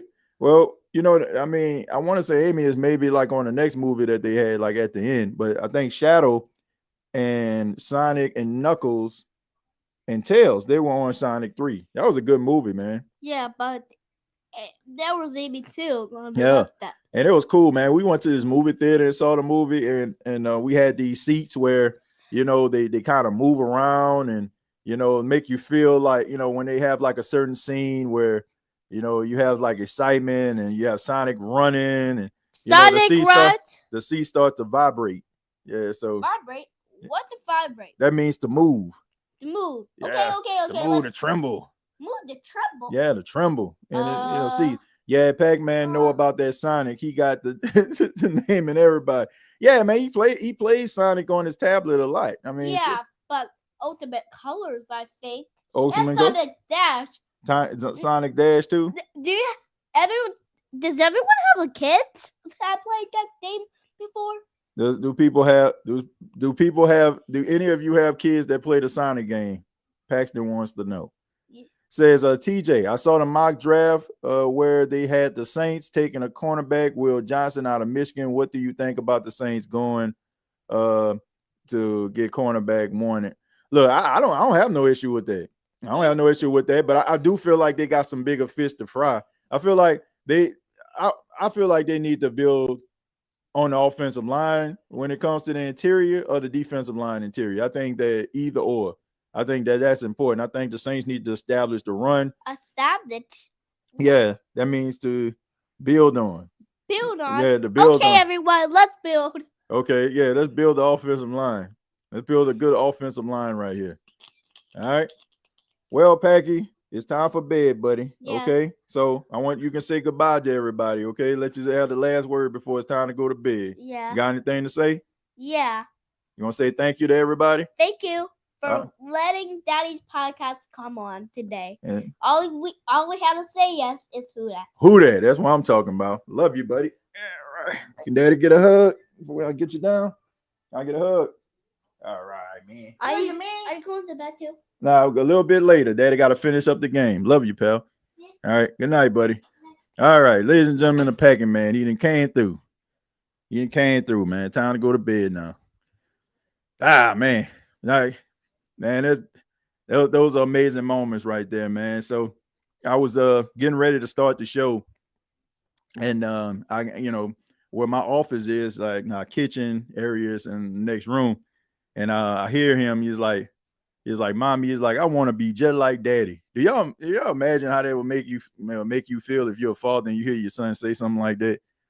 It make you feel like, man, there's not a lot of things in life you can say you did right, but at least you leaving an impression on your son. So I told him, like, if he's writing his letters, my wife was working with him writing his letters. I said if he can write his letters and listen, I'll let him come on for a little while. So he got his bath and let him have a few minutes, and it's time for him to go. So, ladies and gentlemen, the packing man, best co-host in the business, says, Jermaine says, I was watching Lattimore today.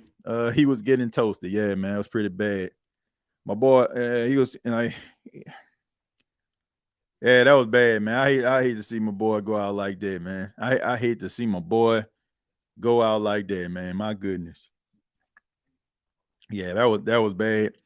I think that he's not 100% healthy, man. I don't want to believe, man. He just fell off the face of the earth like that. I think it almost kind of reminds me of a person that knows that he's capable of doing more, but he can't. And now it's like, like he just frustrated at himself and he lashes out. He's been lashing out on the field. Like the way that he was playing and the way that he was out there, man, he was letting his emotions get the best of him. And normally, like, he's always kind of wired a little bit different, but it was almost like watching somebody that wasn't sure about themselves and feel like, their confidence level wasn't there. And it's like he wasn't battling AJ Brown on the field like he was battling himself. I think that you're going to see a much better version of him next season. I just think that, he was still dealing with that hamstring. I think he was out there just trying to fight and battle. And I also feel like that's a completely different defense, man. Like, this dude has been playing the same defense for 8 years. Like, you got to keep in mind, man, like, this the same, like, he's been playing like the same type of defense for 8 years.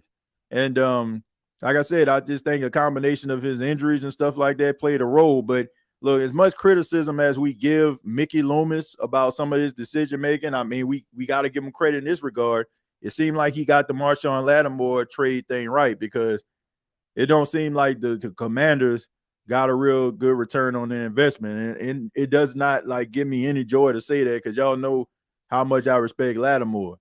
But it seemed like Mickey Loomis and the Saints front office got that right. We got to give him credit for that, because we quick to give them, don't give them credit for the things that we know they should be doing and they don't. So we're going to call them out on that. So let's give them some credit. Cool Sports, thank you very much for the 1999, says, I agree with you, TJ. I'm not sold on Kellen Moore. I would rather Anthony Weaver, even though he's a defensive-minded coach. Maybe he could end up being like another Mike Tomlin. Yeah, he could be. And just because, they decide to allow Clint Kubiak to move on and go to Seattle and pick another job doesn't mean that they're going to go offense.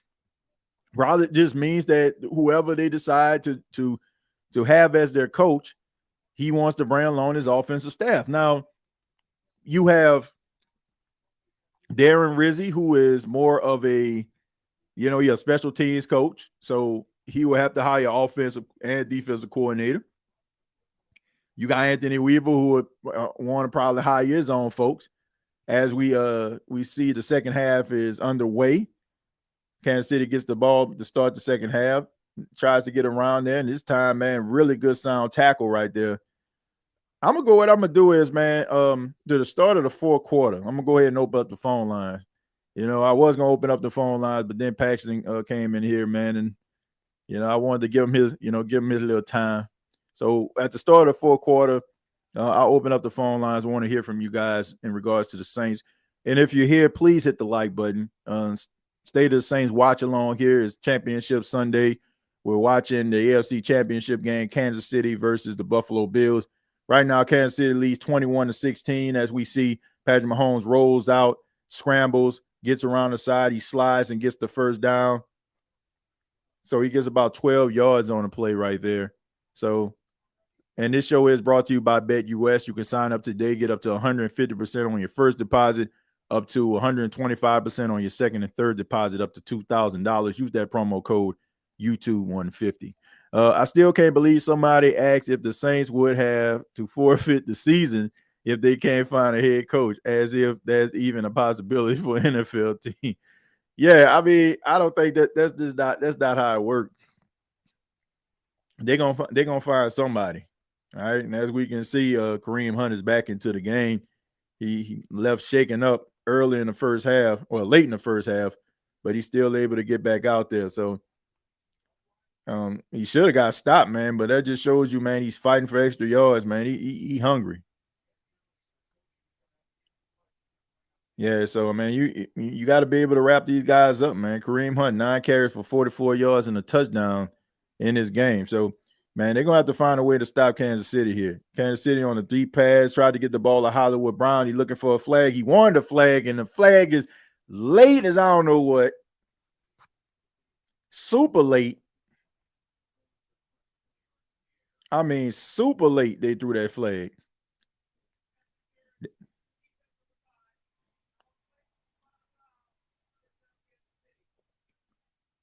So we got 5-on-5 right there. Man, that flag was late. It's like Hollywood Brown's like, can I get a flag? Yeah, okay. Fresh out there, man. I'm telling you, man. I want to let's go to X and see what people are saying about these refs.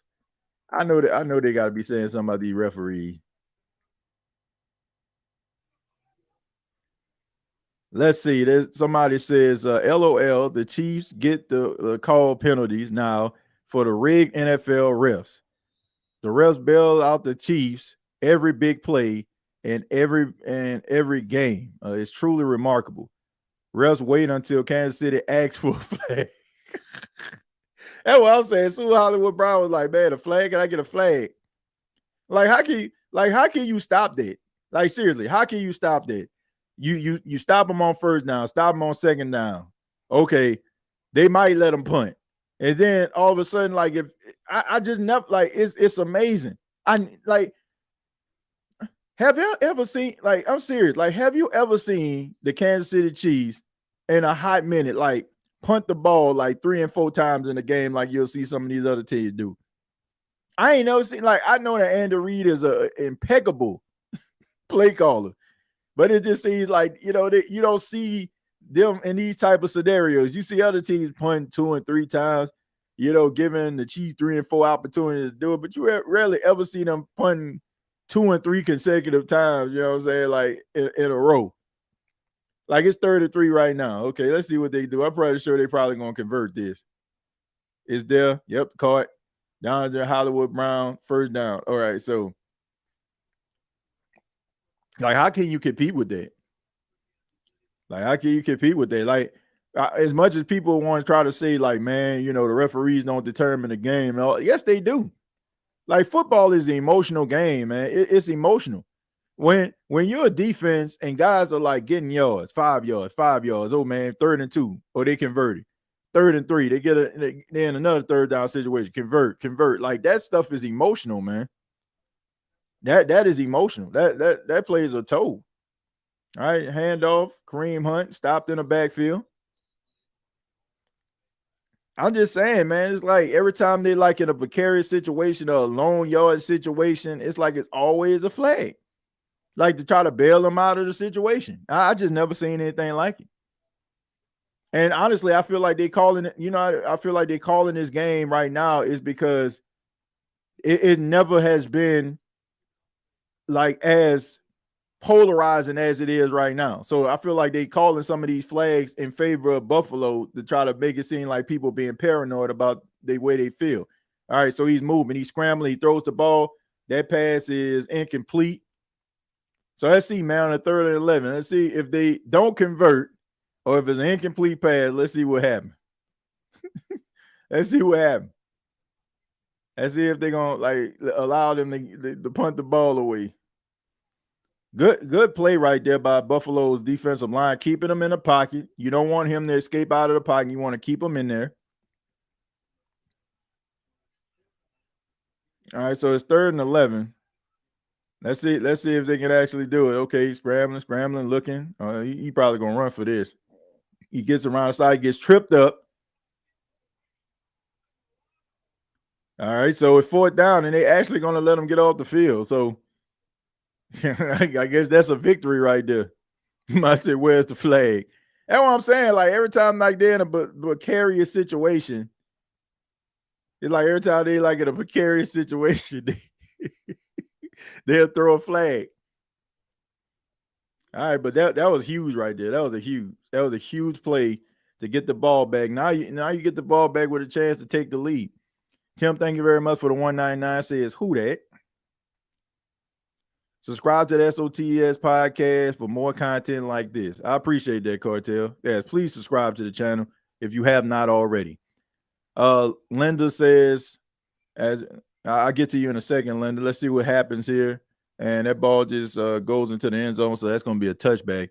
Linda says 100. Watch when they call a penalty against the Chiefs is always in a situation that doesn't really hurt them, but penalties always called on the other team at the most hurtful time. Yeah, it's like a penalty that always seems to like bail them out. Like it, and it comes like, okay, they just say they have like 2 or 3 bad plays in a row. Like first play, I don't know, they maybe lose yards. Second play, incomplete. Third play, sack. But here come the flag. Like, come on, man. I don't know. I know they be trying to make people feel like they being paranoid, but I'm telling you, like the way they calling this game right now is because you have more people that are paying attention to the refs' treatment of the Kansas City Chiefs, and people like are really like looking at it real close. So that's the reason I feel like they're calling plays and they're calling penalties in favor of Buffalo. So if they do start calling penalties for Kansas City, it's like they've been fair and right down the middle, but that ain't the case. TJ, it's sad when the world is literally talking and agreeing with each other. They own fans be sick of the bull. Yeah, I mean, look, nobody wants to hear that if you're a fan of the team. Like, oh man, y'all just hating. But I don't think people hating. I think that there's some validity to that. And I get it, man. When you look at Patrick Mahomes, like he is the face of the league. He's the guy that they put on a pedestal. They feel like he's the guy that's going to lead the NFL into the next generation. Right now that Tom Brady and Drew Brees and Peyton Manning, all them guys are going, he's the guy that everybody looks at, right? He's going to be the face of the league. He is the face of the league. But at the same time, man, like other teams work just as hard as them.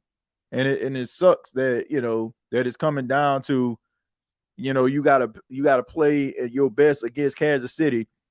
And at the same time, you got to be mindful of the refs, calling everything so nip tuck. Like it's the playoffs, man. This is for a chance at the Super Bowl. Like I just think that you need to let them play. Things that you normally would call holding penalties on, unless it's like super flagrant, don't call it. Like guys are going to be hustling. Guys are going to be fighting. That's just what it is, man. Let me see. What's that Deuce McAllister that was on there? The Saints running back that they showed. What's that Deuce McAllister? I don't know, man. I don't know. Maybe I'm tripping. When they were just showing that disclaimer for the NFL. Here's the handoff to James Cook. James Cook gets a few yards on the play, so about 5 yards. So they're going to set up 2nd and 5. I wish we had Mahomes when Peyton was here. Don't we all? Don't we all? Then we'll be the ones that, man, the Saints always get the calls. They always get the calls, man. They always get all the calls. All right, so here we go. This look like a running play. They probably going to hand the ball off here. All right, so they hand the ball off to James Cook. Gets around the side. James Cook running, still running. Gets around the side and he gets shoved out of bounds after a really good run right there, man. So a 33-yard run right there by James Cook. Yeah, man. Most of the time when you see Josh Allen under center, it's probably going to be a running play. TJ, what you just described Sean going through is exactly what Mike T went through. Nothing is more frustrating for a competitor who has to put less than they know they are capable of on tape. Yeah. Yeah, I agree. I agree, man. I think he hurt. Like, I think he hurt.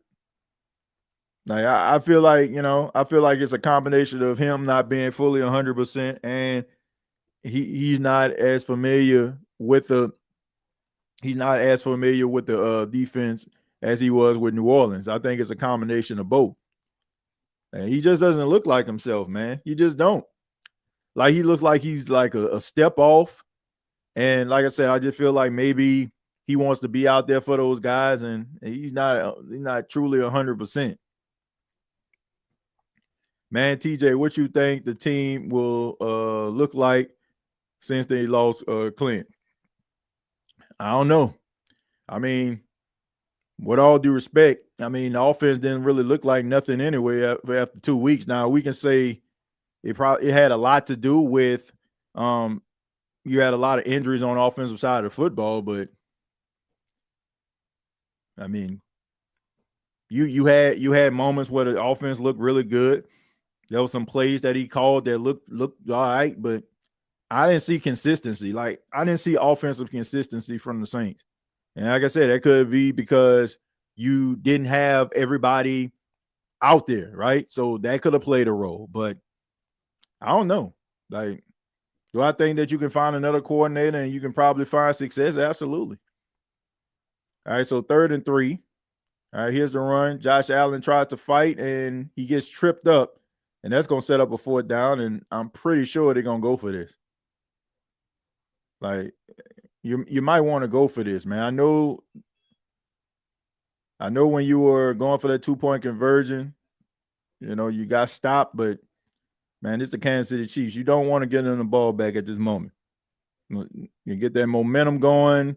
Everybody start getting excited. You turn the ball over, and then you're going to give them that momentum. I would think that Josh Allen is going to run on this play. That was a bad snap, but he still gets there. Any other quarterback probably ain't getting that. But when you 6'5", 240 pounds, you can lean forward and get a 1st down. Yeah, you gotta put the ball into the hands of Josh Allen in those type of situations. I mean, it was a bad snap. He was able to gain control there and fight for extra yards. And so, like I said, you about 6'5", 240 pounds.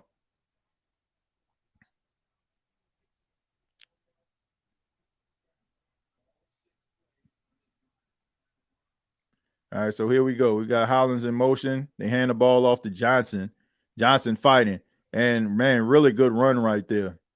Really good run, man. Really good last minute opening by the offensive line. He was able to squeeze through. Got about 8 or 9 yards on that play.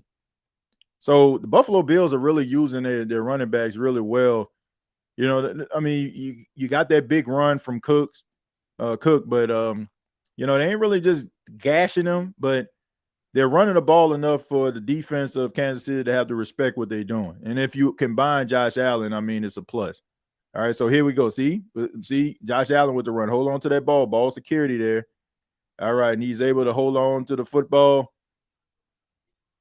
So, I mean, when you got James Cook who can run the football, when you got a big physical quarterback that has the ability to run the football, and you have Johnson, he's getting a good yard average.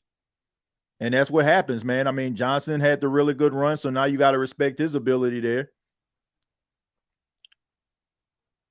So you keep the defense guessing right here. They give it off to Dawson Knox. Dawson Knox gets around the side, tries to stiff arm, and almost gets into the end zone.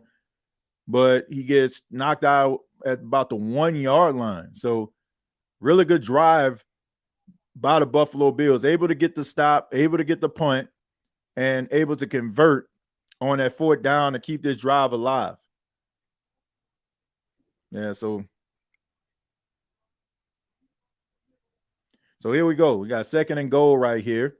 Josh Allen and the Buffalo Bills offense trying to take the lead in Kansas City.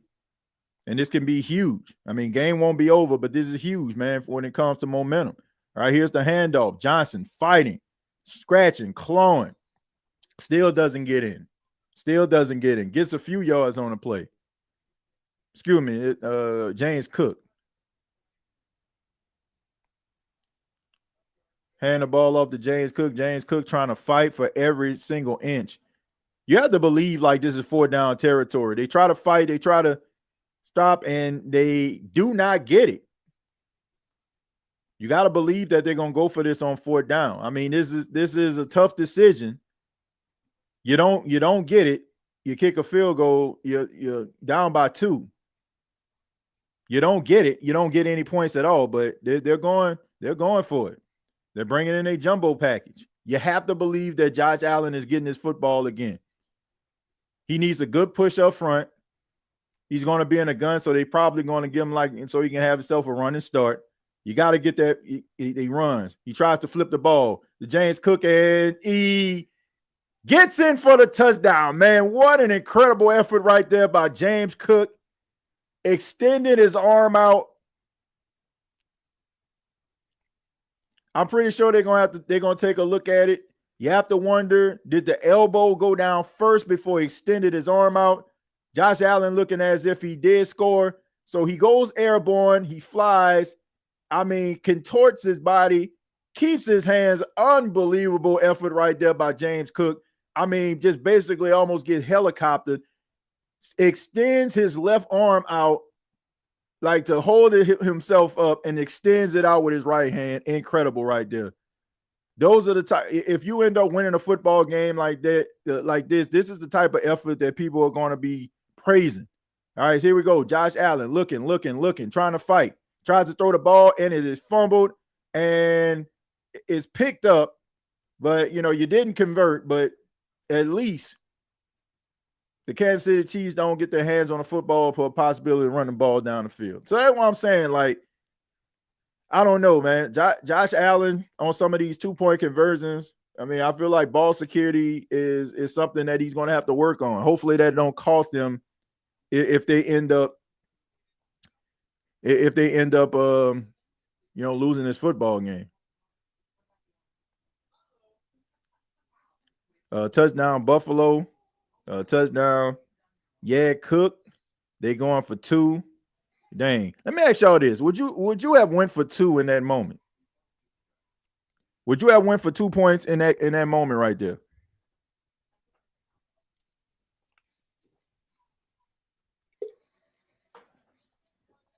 I just want to know. Would you have went for 2 in that situation? I don't know. I think I would have kicked the field goal. It would have been 3 Bills by 3. I get that, Dalton, but I don't know, man. It's still early in the game. You still get an opportunity to be able to convert, late on in the game. I don't know. I don't know about. I probably would have took the points at that particular option. But I do understand because you actually get the ball closer when you go for the 2-point conversion. You get the ball on the 2-yard line, which it gives you a really good percentage, when it comes to actually converting. It is a high probability that you can actually convert. But the problem is I get it, man. This is aggressive NFL right now. People don't want that conservative type stuff. People want aggressive play. And that's kind of what people want. We see it with the Commanders and Dan Quinn always going for it on 4th down. So that's kind of the new wave of the National Football League, man. That's the new wave. Everybody wants to go for it, right?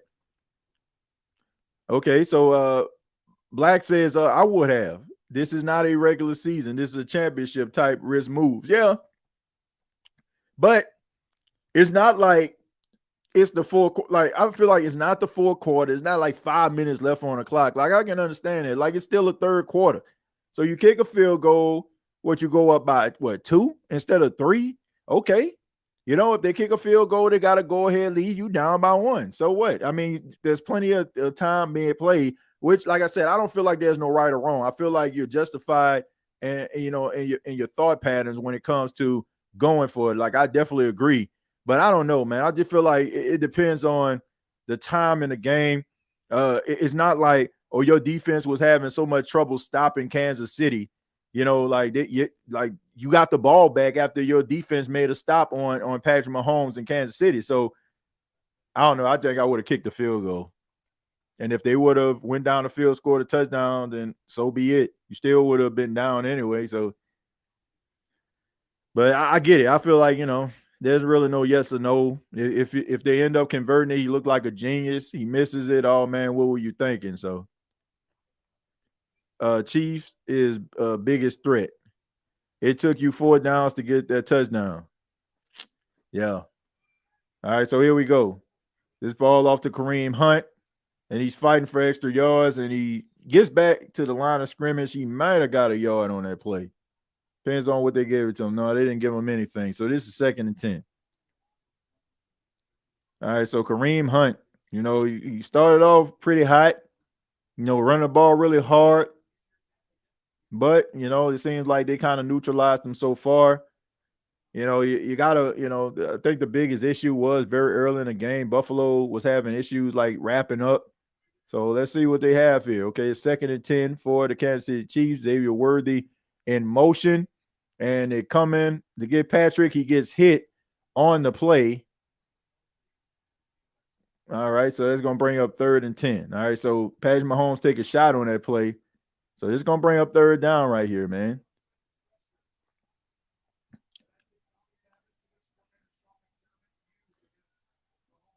And I tell you, man, I mean, if you don't end up getting points on this drive, the momentum gets shifted towards Buffalo. I mean, the game isn't over. But, if you're Buffalo, man, this is what you want to do. You want to kind of take the win out of the sails of Kansas City. All right, so we take a look at this 3rd and 10. Patrick Mahomes in the gun. Don't know exactly what this is going to be. Let's see. You got to see if it's encroachment or if they're going to be a false start. Let's see what they're going to do. They're having a conversation, so we already know what time it is. Okay, or maybe not. Maybe a false start on the play. Okay, so they're going to say false start on the offense. All right, so it's going to push Kansas City back a little bit further. So it's going to bring up 3rd and 15. I don't know, man. Ed Oliver looked like he jumped a little bit early, but I ain't going to argue with that. All right, so you get a false start on a play. I mean, now this is going to push Kansas City back a little bit further. Let's see if Patrick Mahomes and the Kansas City Chiefs can actually convert on this 3rd and 15. Look like Buffalo is trying to show pressure on it, like they're going to bring. No, they disguise it. They actually go back. He's looking. He throws the ball deep down the field, and that pass is incomplete. Pass intended for Hollywood Brown. So, yet again, the Kansas City Chiefs, for the 2nd consecutive time, get off the field and they have to punt. I can't believe it. I thought that was an urban legend. I actually just had a whole spiel about this. I'm like, man, I don't really see them consistently getting punts. And maybe I just don't pay attention to and it would have been completion anyway. So as soon as he steps out of bounds, I mean, it's illegal touching, so he wouldn't have been able to do it. All right. And Ariza is the punter. I think a lot of people know his story, man. Really good punter. End up dealing with some accusations. And he gets around the side and got knocked out of bounds. All right, so here we go. I mean, this is what you want if you're Buffalo. Score on the drive, you get a go-ahead lead, and you get opportunity to be able to add some more points. And that's relatively good field position that you're working with. So you got to be able to get points out the deal. Hopefully 7. Bills being able to run in the game like this is critical. Yeah, it is critical. I mean, when you're finding success running football with James Cook and Johnson, and then also you have to take into account Josh Allen has the ability to run, it's tough on the defense. It's tough. Come on, Josh, need another 7. Let's see. I got Bills plus 9.5, $800. Wish they would have taken the points, but I understand the call. Let's see. 1 point is good enough to win. Need to hold on to it.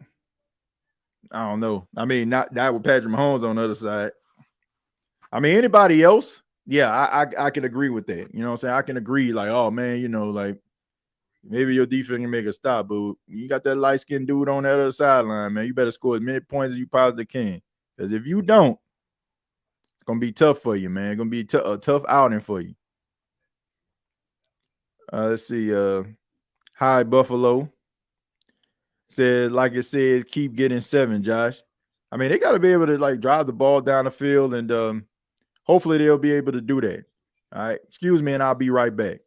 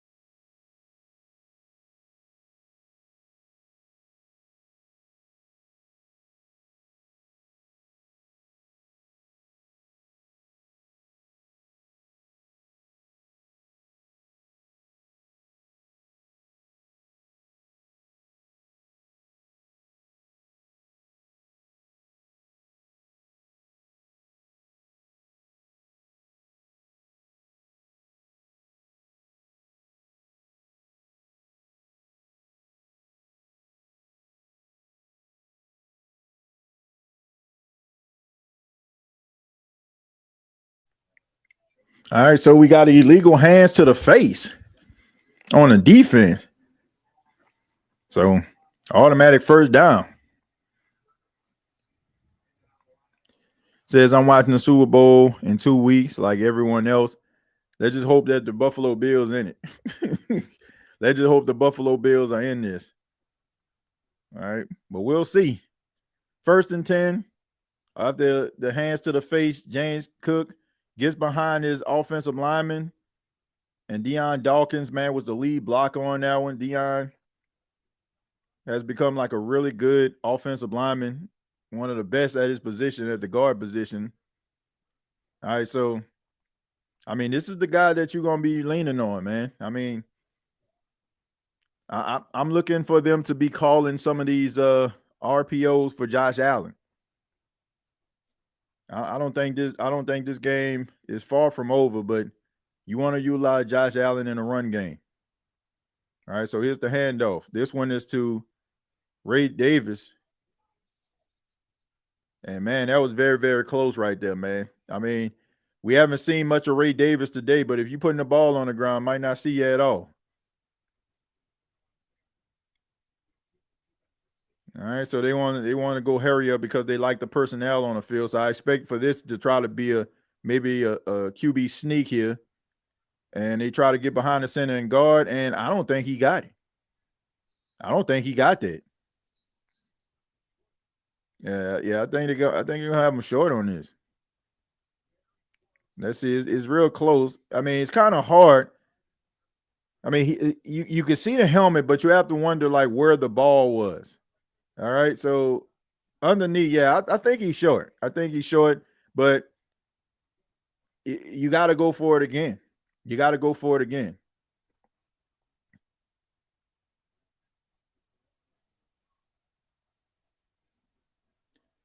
I mean, you might as well take this joint into the 4th quarter.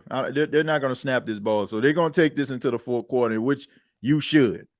Take it to the 4th quarter, 4th and 1. If you convert, then that means more time is off the clock and makes it a little bit more harder for Kansas City to be able to, try to get themselves back into the game, especially if you can actually get some points out of the deal. So the 4th quarter, beginning of the 4th quarter, we'll see. who is going to end up being the AFC representative in Super Bowl 59 in New Orleans, man. So thank y'all for being here. Really do appreciate it, man. Gonna go ahead and open up the phone lines, hear what you all have to say in regards to whatever. It can be about this game. It can be about the NFL in general. For those that are tuning in, for those that just watching, probably a fan of Kansas City, probably a fan of Buffalo. Feel free to chime in, man, about the happenings going on around the National Football League. If you're a Saints fan, thank you for being here. Want to talk about that? We can do that too. So let's go ahead. I mean, see what people are saying here on social media about this football game. Pretty sure it's a very trendy topic, especially, two teams that are well respected around the National Football League, two really good young quarterbacks. Let's see what's going on, man. You got Gilly turning up in the locker room with the Philadelphia Eagles. You got Marshawn Lattimore. Let's see what your boy had to say. Somebody said zero accountability. And let's see what they talking about Marshawn Lattimore, man. Let's see what they saying about my guy, man.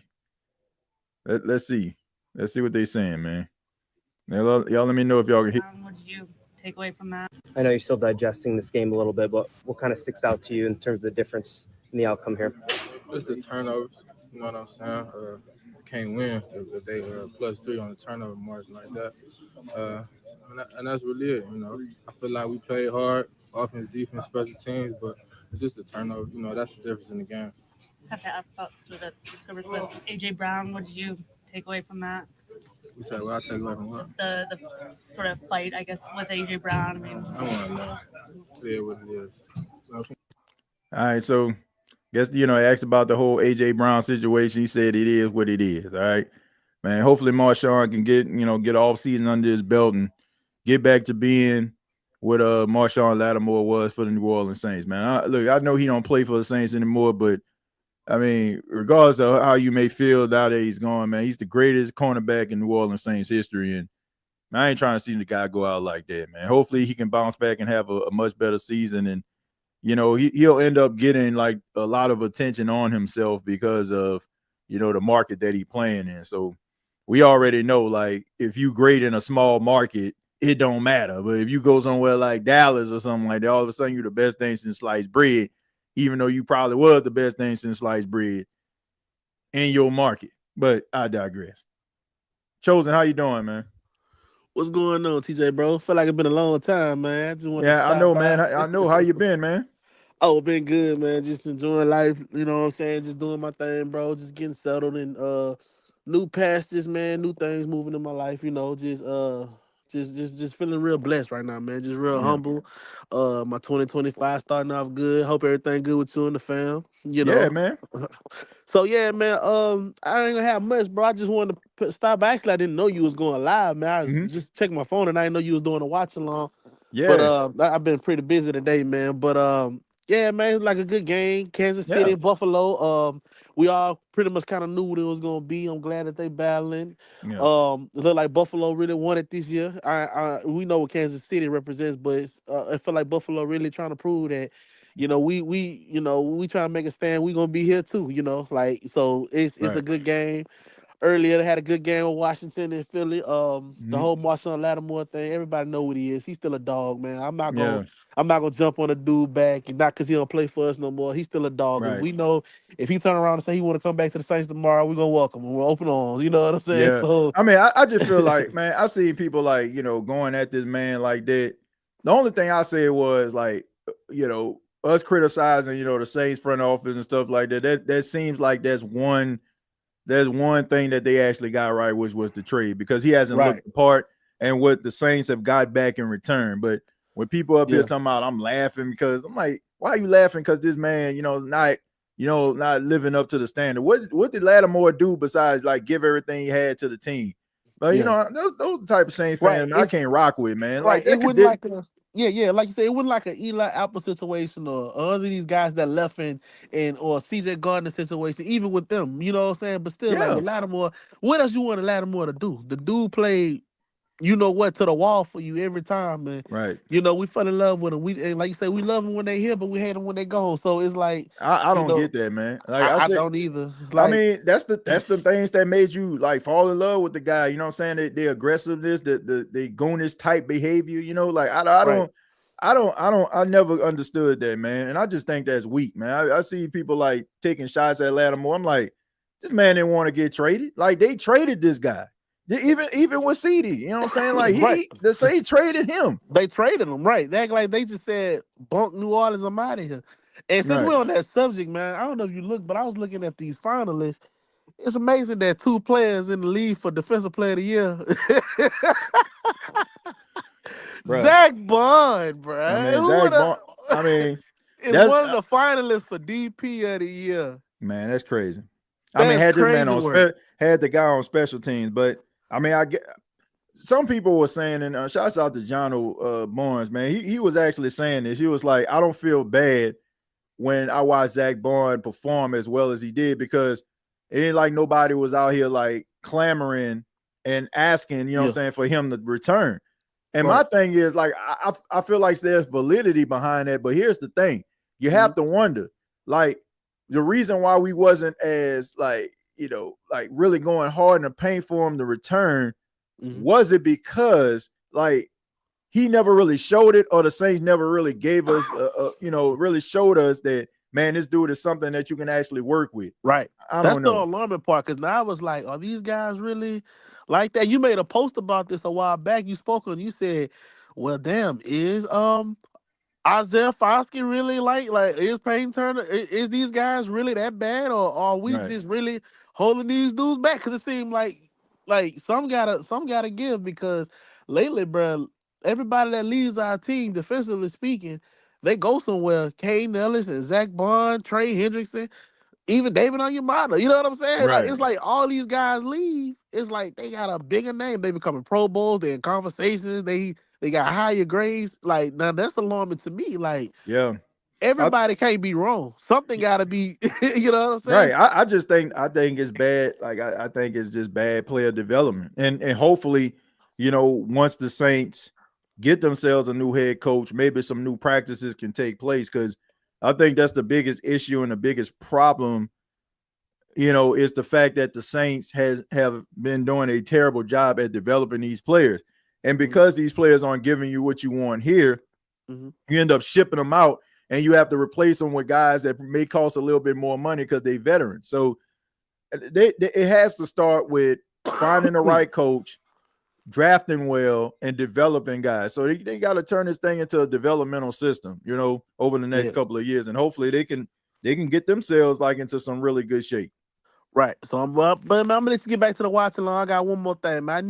I need Mahomes to get Kelsey a passing touchdown, because I'm a Travis Kelce and Mahomes connection away from calling in tomorrow on this parlay. So,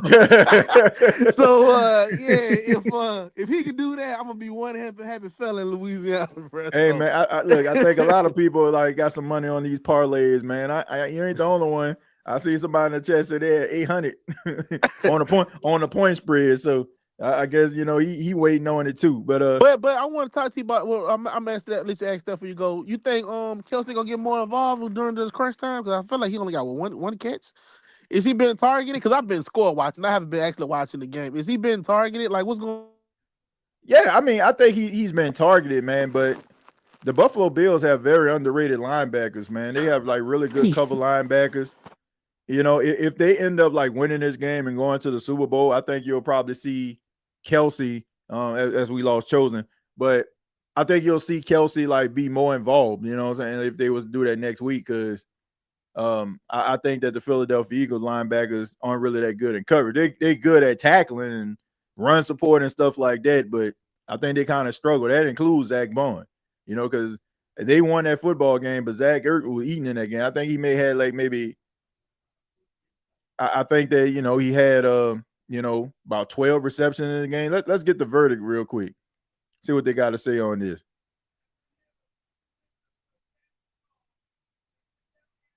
So first down, Kansas City. So they gave it to Kansas City, man. Now we're going to go to Dalton. Dalton, how you doing, man? I'm doing good. How are you, bro? Hey, I'm doing all right, man. I know you're watching the game. the call on the field stood. They said that Josh Allen didn't get the first down. What are your thoughts on that, man? I was like, here we go again. Like Bills, like they need. I know it's like 12 minutes, all that stuff. Like you still need to get it together, though. I know we're late by 1 point, though, but you got the Chiefs, their biggest threat, though. Yeah. Yeah, I mean, look, I think this game going to just come down to the wire, just like many of those games have. I think that you have two really good, position coaches. When you talk about Andy Reid, who's a really good offensive mind, Sean McDermott, a really good defensive mind. So, I mean, these guys always playing chess, and it all just comes down to who can make the play at the final moment. I mean, it's kind of like that during the regular season. So, I mean, regardless if they would have converted or not, I still would have felt like this game wouldn't have been over. But, I mean, you got to give them credit, man. They're trying to win this football game. So, I mean, we'll see, man. I mean, they got the ball right now, but I think this game is far from over. Agreed. Also, like, they know each other because they coached together with the Eagles when Andy Reid was the head coach that time. Right. All right, and that pass is caught, I think, if I'm not mistaken, is that Juju Smith-Schuster. Yep. Man, I forgot he was even on the team, but he gets the first down on the play, so Juju getting involved. You know who's been quiet on the Chiefs tonight? DeAndre Hopkins. He's been very quiet. Yeah, he has been. Yeah, he has been. Like, I mean, there was a few plays where they tried to get him the football. There was one that was on an out route in a red zone, but they wasn't able to connect with him on the first down. But yeah, he's been relatively quiet tonight, man. But I mean, you got some of these other guys like Hollywood Brown and Xavier Worthy was involved early in the game, but I haven't really heard his name called recently either. So, and somebody gonna have to make a play. You got Kareem Hunt running up the field here. Looked like he got about 6 or 7 yards on the play. So, what's your thoughts on Buffalo right now, man? I mean, seem like they're really trying to utilize the running attack with Josh Allen and they're stable of running back. Do you think it's a good game plan they're using? Well, I mean, glad they're using the running game. James Cook, I think it was Ray Davis, Ty Johnson. I forgot who it was though, but Josh Allen doing his dang though. Keon Coleman, he's got to get together. I mean, glad Amari Cooper's getting involved. He's been missing for all of his injuries. Right. That stuff. Dawson Knox, Khalil Shakir, very underrated. Yeah, I agree. Yeah, I agree, man. I think he's becoming one of the best slot receivers in the game.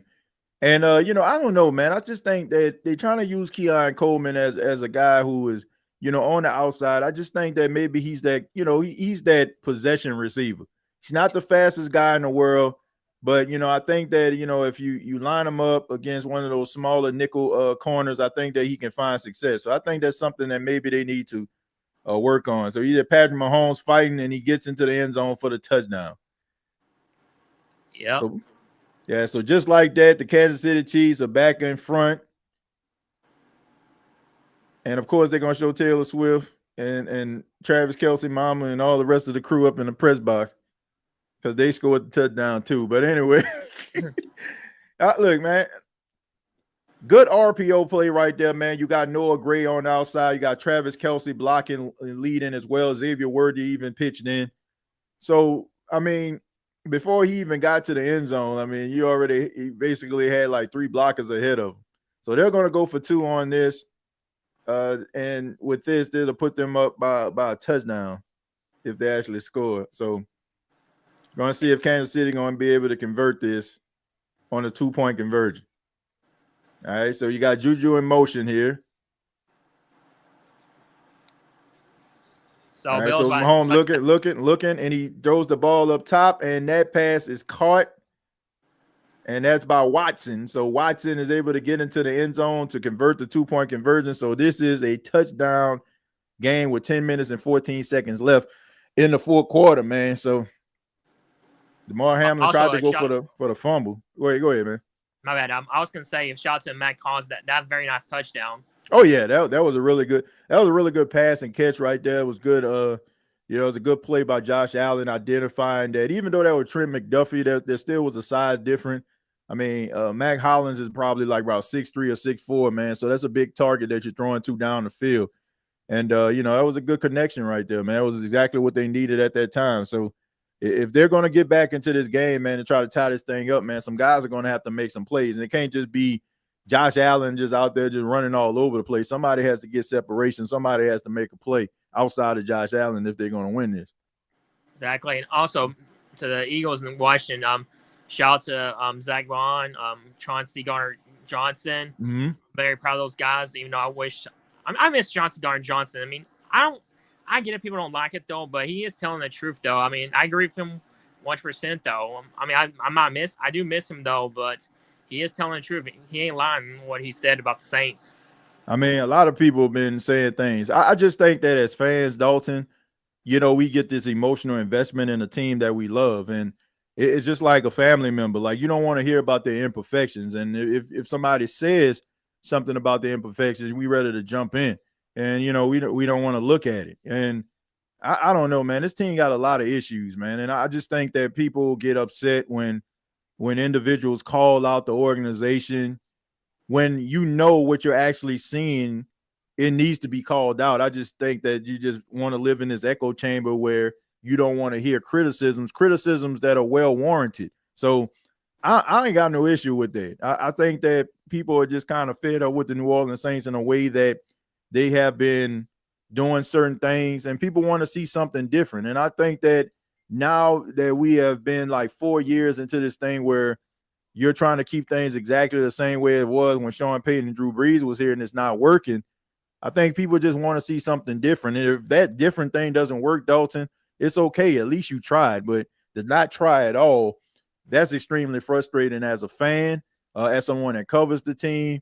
Like, you just want to see something a little bit different than what you used to. Agreed. And also, we didn't use Zach Vaughn right. I mean, I'm not a big fan of that 4-2-5 defense scheme. I was never a big fan of it. I mean, I guess I understand you're trying not to get like a 12th man on a penalty, though, but don't like that scheme at all. Right. Yeah, I think that, you definitely can utilize some of these linebackers and stuff, in a different scheme. And, that's why I have a cause to pause with some of these players that I've criticized. Like, I want to see what these guys can do, and maybe in a different scheme, and maybe somebody that can be able to develop them. I'm not saying that Dennis Allen, I mean, he's a good defensive coach if you ask me. I just think that, he's one of them coaches that if you give him something that he can actually work with that's good, he can just work with something that's good. I didn't really see too many Saints players that actually developed in that system. I don't. I see players that, showed a little bit flashes of potential, but I never really seen anybody like in that Saints defense that just flashed, and just became like one of the best defensive players. It's always been the same usual suspects. And I think that has a lot to do with the fact the way that they utilize the defense, that only certain guys are able to shine and other guys kind of have to wait their turn. So I think that is the thing that has been holding them back. So hopefully the new coach will be able to bring that in where you can bring in these young players and they can develop alongside some of these veterans, and you can have yourself a stable or really talented players. Agreed. Yeah. I'm gonna say Who Dat Nation, even though I'm still a Saints fan though. They got their book. Josh Allen. Look, man, we already know your love for Josh Allen, and Buffalo as well, man. So, man, hopefully they can get it done, man. I don't think nobody wants to see no Kansas City Chiefs and no Philadelphia Eagles Super Bowl, though. I don't know, man. I'm still watching. You know what I'm saying? I'm still, I'm gonna look at it, but at the end of the day, I don't want to see that. I'm still gonna watch it though. I mean, I refuse to live without football though, but I'm still gonna watch it though. Yeah, I've been watching, but I mean, man, you don't want to see that. Like, for real, like, man, I don't want to see it. I just hope Buffalo can be able to pull this thing off. To tell you the truth though, my voice may sound like Patrick Mahomes, like we all know. But the crazy thing is, I'm wearing Josh Allen jersey. Right, that definitely is a irony upon ironies, man. But it's always a pleasure to talk to you, Dalton, man. Hopefully, next time we talk, your team get it done, man. Hopefully, they can get it done and knock off the Kansas City Chiefs, buddy. Also, too. Yeah, all right. You take care, Dalton. All right, thank you, sir. All right, take care. Yeah, man. Shouts out to Dalton, man. Yeah, the inside joke for those that just tuned in. Dalton, he likes Josh Allen and the Buffalo Bills on top of being a Saints fan. but he sounds exactly like Patrick Mahomes. So he's our resident Patrick Mahomes. But as y'all can see, he's a really good defensive, offensive, and football mind. He understands the game. All right, we're gonna go ahead and move on to Jerry. Jerry, how you doing, man? What's good, my guy? Man, nothing much, man. Looking at this game, looking at Ty Robinson try to get around the corner, only get tackled like he lost some yards on that play. So, TJ, what you think about this game so far, man? So far, so good. But on that last possession, TJ, oh my God. Yeah. We talked about this last week. You know, everything is going to go in the Chiefs' way. Yep. You just saw what happened. Yeah, pretty much. Josh Allen should have got that first down, bruh. 100%. But you know how I told you about that married couple. I told you, oh my goodness. Hold on, let's see what's gonna happen. Let's see what's happening. You got excited about something, throwing a pass down the field. That pass was caught to Max Hollins for the first down. Let's go. Mac. Hey, I'm just happy Mac Hollins didn't play like this when he played for the Falcons. That's all. Hey, hallelujah, Jesus. I'm just glad he didn't look like this. I know the Thank Falcon, God he is no longer fan. I know the Falcon fan, like, man, where this dude been at? Okay, Josh Allen scrambling, rumbling. And DJ, I've been telling you this, and Falcon fans gonna understand why I be bashing them all the time, TJ. They see a former, just like us with Saints fans, we see former players with another team, and then they're gonna be like, man, we should have kept that dude. Well, too late. Well, I'll tell you what, man. I mean, the way Mac Hollins playing, like, and I'm pretty sure he ain't gonna cost a nice little penny. I'm pretty sure the Saints probably look at it like, man, that could be our big body receiver right there. Yeah, there you go. Right, shoot, for real. Yep. I think they got a number 13 available. Who had an Equimedia St. Brown, and that boy ain't playing. Man, Josh Allen. TJ, that dude ain't throw the ball away, man. And he might have stepped out of bounds. Yeah, he step out. No, he didn't step out of bounds. Oh no, he didn't step out of bounds. He just threw it away. He got it. He got to live to fight another day, man. Like, I get it, man. I know you're trying to like hold it to the last minute, but man, you gotta live to fight another day. You can't put the ball up in harm's way. I know it's. Let's see what they got, man. Like I said, I look at this third. Okay, I look at this third and go. I'm pretty sure a lot of you're ahead of me on this.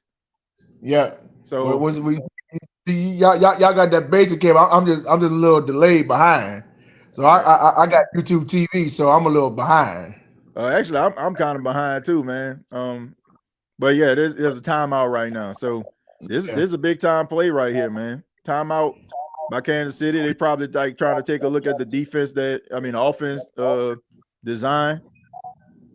I mean, Josh Allen, you can tell, man, he kind of controlling his breathing right there. He running all over the place. He really wants this football game, man. But you gotta give Buffalo a lot of kudos, bro, because they was running up and down the Chiefs defense throat. I agree, especially in the second half. Yep. What I don't like about some of these play designs, I hate where they just trying to run the ball up the gut. I think Josh Allen has enough speed to get to the outside, man. And he's big enough. And he's big enough to kind of lean forward for a touchdown. I just don't understand like why they keep on trying to run up the middle with him. I'm pretty sure the strength of their team is like the interior, but I don't know. Oh, that should have been a flag right there. See? All right, so we're gonna go right there. Oh my goodness! Can y'all throw a flag against the Chiefs for one play, please? I mean, come on. Boy, and it looked like they're gonna go for it. All right. Oh my Lord. I don't know, man. I don't know. Bro, it's common sense what to say, run the ball in. Don't try to pass. You got the legs to do it. If you like 6'4", 6'5", you run it in. All right, man. Don't try to throw. Now you got this is a touchdown. This is a touchdown. Now you got it. Be a touchdown. Now play it cool and go for one. Yep. Yep. Yep. Curtis Samuel. Okay. I'm Well, about to say, Jay. man, I know that play design. I'm pretty sure that play was supposed to go to Amari Cooper, but you had Curtis Samuel slip into the back of the end zone. Man. Yep. Hey, I'll take it. I mean, Curtis Samuel with the touchdown. Yeah, man. My bad, man. That last call of Dalton, that is definitely our representative Patrick Mahomes. Yeah, he sounds exactly like it's crazy. Yeah, every time he come on, he sounds like him. Yeah, I mean, if I didn't tell anybody, it'd be like, man, I got a special guest Patrick Mahomes on the show. I guarantee you, like, and I didn't say. If I didn't say like, oh, this is Dalton or whatever, and I just put Patrick Mahomes on there, like people will really think that's Patrick Mahomes we talking to here. Field goal.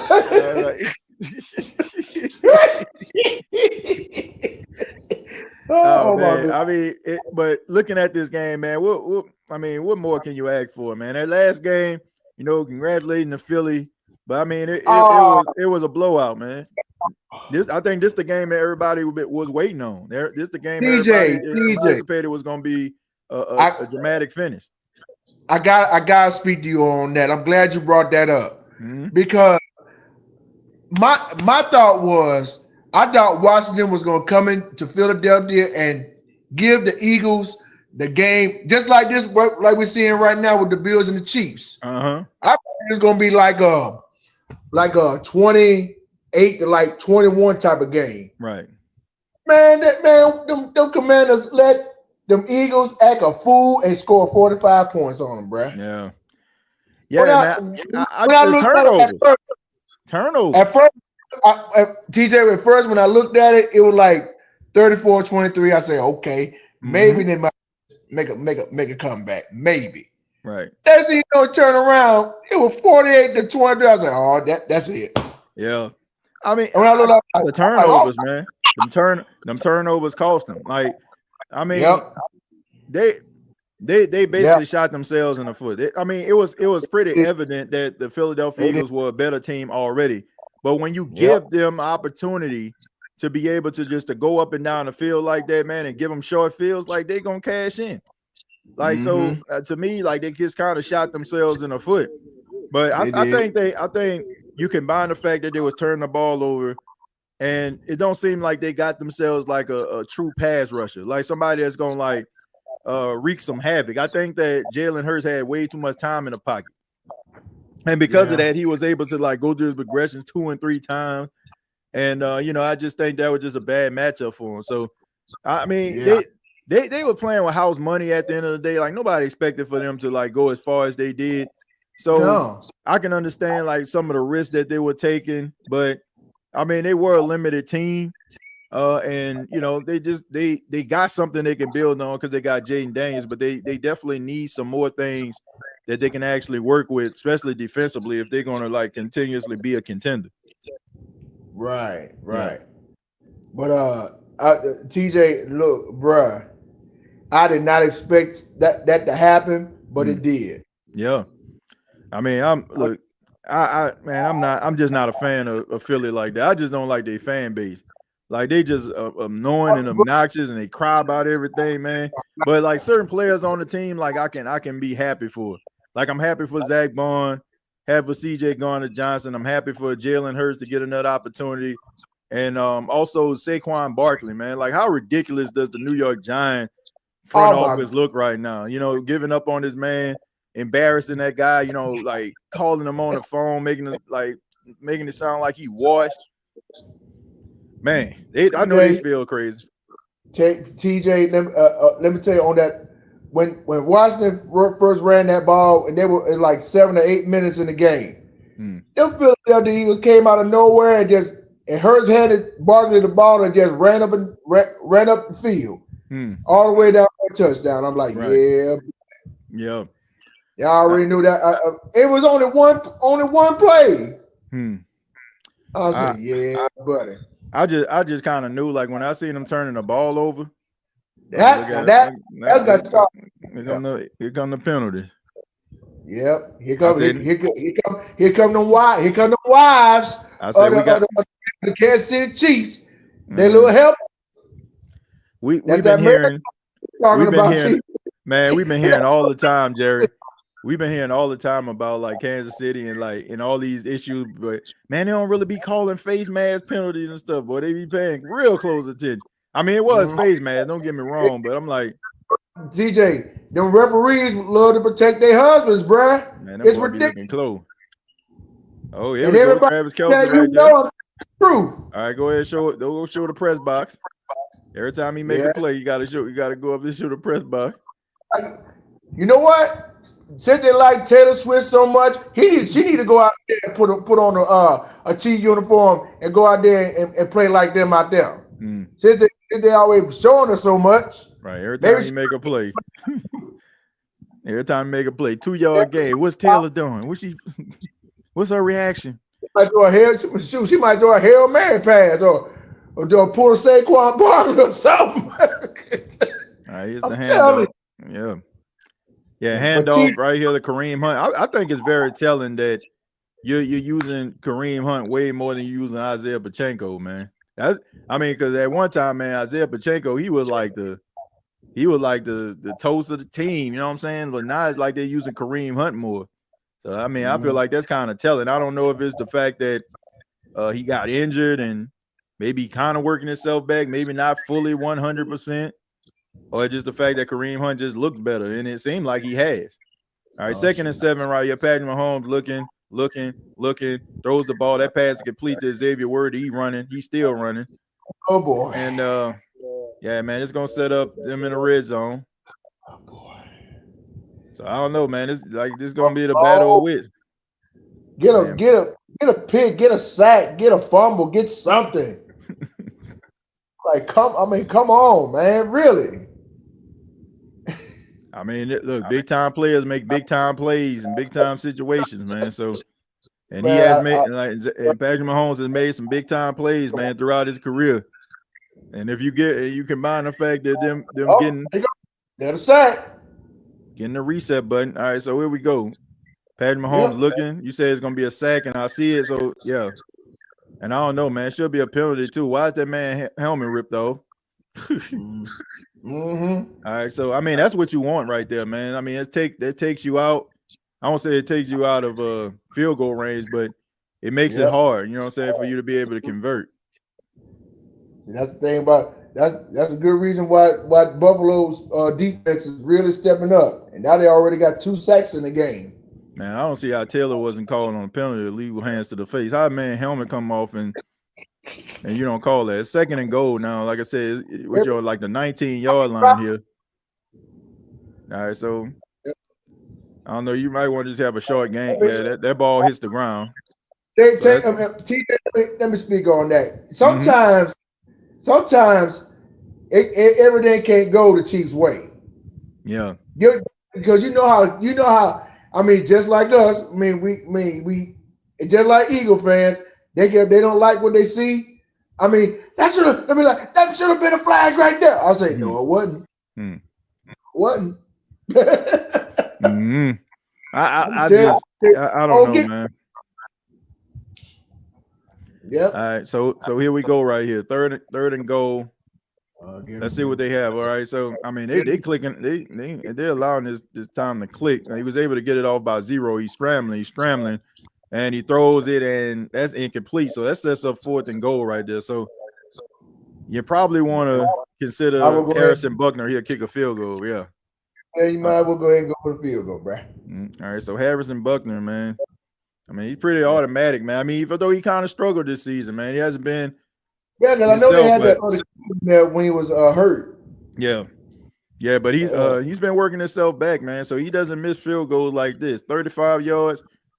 I wouldn't mind. 10 for 10, 4 quarter. Here we go. But this is the best case scenario. This is the best case scenario for Buffalo, man. Best case scenario right here. Yeah. All right, Zup kick on the way, and that is good. So now this is definitely going to need to be Buffalo's time right here to really wake up and play. Yeah, I'm talking because you got 3 minutes and 33 seconds left in the 4th quarter. This is your time to shine. This is your night to make something happen. And you know, Jerry, In normal situations like this, I think my game plan would be to hold on to this ball and try to extend as many drives you want. I think that Buffalo may want to score as quickly as possible. No, not even use the clock. They might want to score as quickly as possible, because if you you think about like coming down to the last possession and you giving Patrick Mahomes at least a minute left on the clock and some change, like, you know that he more than likely gonna try to get that ball down the field, man. So to me, you know, I think you're trying to score as quickly as possible, man, trying to get that ball to the end zone. So if he does go down the field and they do score, that gives you an opportunity to at least get the ball back to try to, one, you know, tie the game, you know what I'm saying, if you kick a field goal, you know what I'm saying, or try to win the football game. It all, you know, that's what I'm thinking. I'm thinking maybe you need to score as quickly as possible, man. You know, like, you want to leave some time for yourself. Because if you keep on, you milk this clock and you get all the way down there, and let's just say you kick a field goal and you basically leave time for one possession, I don't know, man. Unless the Buffalo Bills do the unthinkable and just try to get as many plays in as you can to try to tie that cheap defense, you should be in good shape. Like that's the case scenario. Like I'm going deep on one of these passes, man. Like something like that that's down the field. I get it. Try to get Kansas City to at least call the timeouts, and that way, the more plays you do and the more first downs you get, I mean, you definitely got a legitimate shot to win this game. If they don't mess up, because you've seen this happen in like the last 2 or 3 minutes of that game. Right. Well, my thing is, why is James Cook not in the game right at this moment? I mean, he's in there now, but why wasn't he carrying the ball on first down? Go, Josh! Go, Josh! Go! First down! All right, so here we go. We got Josh Allen scrambling, gets around, and he gets enough for the first down. All right, so Josh, do some legs, bro. Using the legs. Thomas continuing to tick. How tall? What, 6'4", 6'5"? I think like 6'5". Yeah, he's tall. Yeah, he's a tall guy, man. Tall guy, about 6'5", 240, something like that. All right, so here we go. He's looking. He's throwing the ball down the field. That pass is incomplete. Now, if he would have looked, man, he actually would have seen Keon Coleman. I don't know, man. I'm at to see. I have to see from a different angle. Because it looked like Keon Coleman was open at the bottom of the screen. Josh said, damn. You know, you had that look on your face when something don't happen right, you be like, oh. Yeah. I think maybe that was like one of those issues where the wide receiver stopped on their route. All right, so here we go, 2nd and 10. He calling out the blitz, calling out the coverage here. All right, you got Curtis Samuel in motion. Okay, looking. He throws, that ball is tipped. So that's gonna bring up 3rd and 10, man. I mean, neither. Come on, Bills. Hey, come on, Bills. I mean, I would assume this 4th down territory, but you have all 3 timeouts plus the 2-minute warning. So I thought they were going to do like a running play on that next play. Yeah, I mean, I don't know, man. I didn't agree with like some of these calls on this drive. I mean, I feel like, man, you should have had James Cook in a game on the 1st down, not Ty Johnson. But whoa, oh yeah, I didn't get it. All right, so here we go, right there. Got Amari Cooper fighting, getting around, scratching, clawing. And he hitting the ground because he's like, man, I almost had it.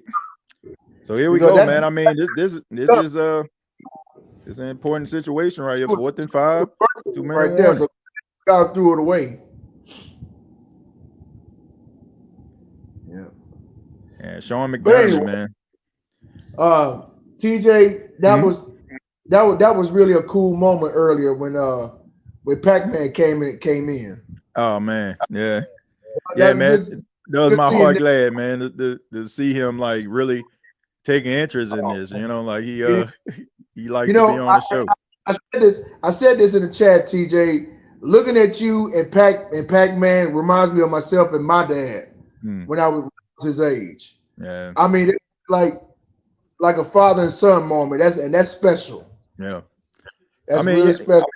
Yeah, I mean that means a lot, man. You know, I mean, growing up as a kid, you know, my father figure was my grandfather and stuff, and you know, I mean, I got a good, you know, relationship with my dad, but you know, I didn't grow up with him, you know, but you know, I just try to be there for my, you know, for my son. You know what I'm saying? I try to be there for him, and you know, I mean, it means a lot to me, like that he wants to be around me.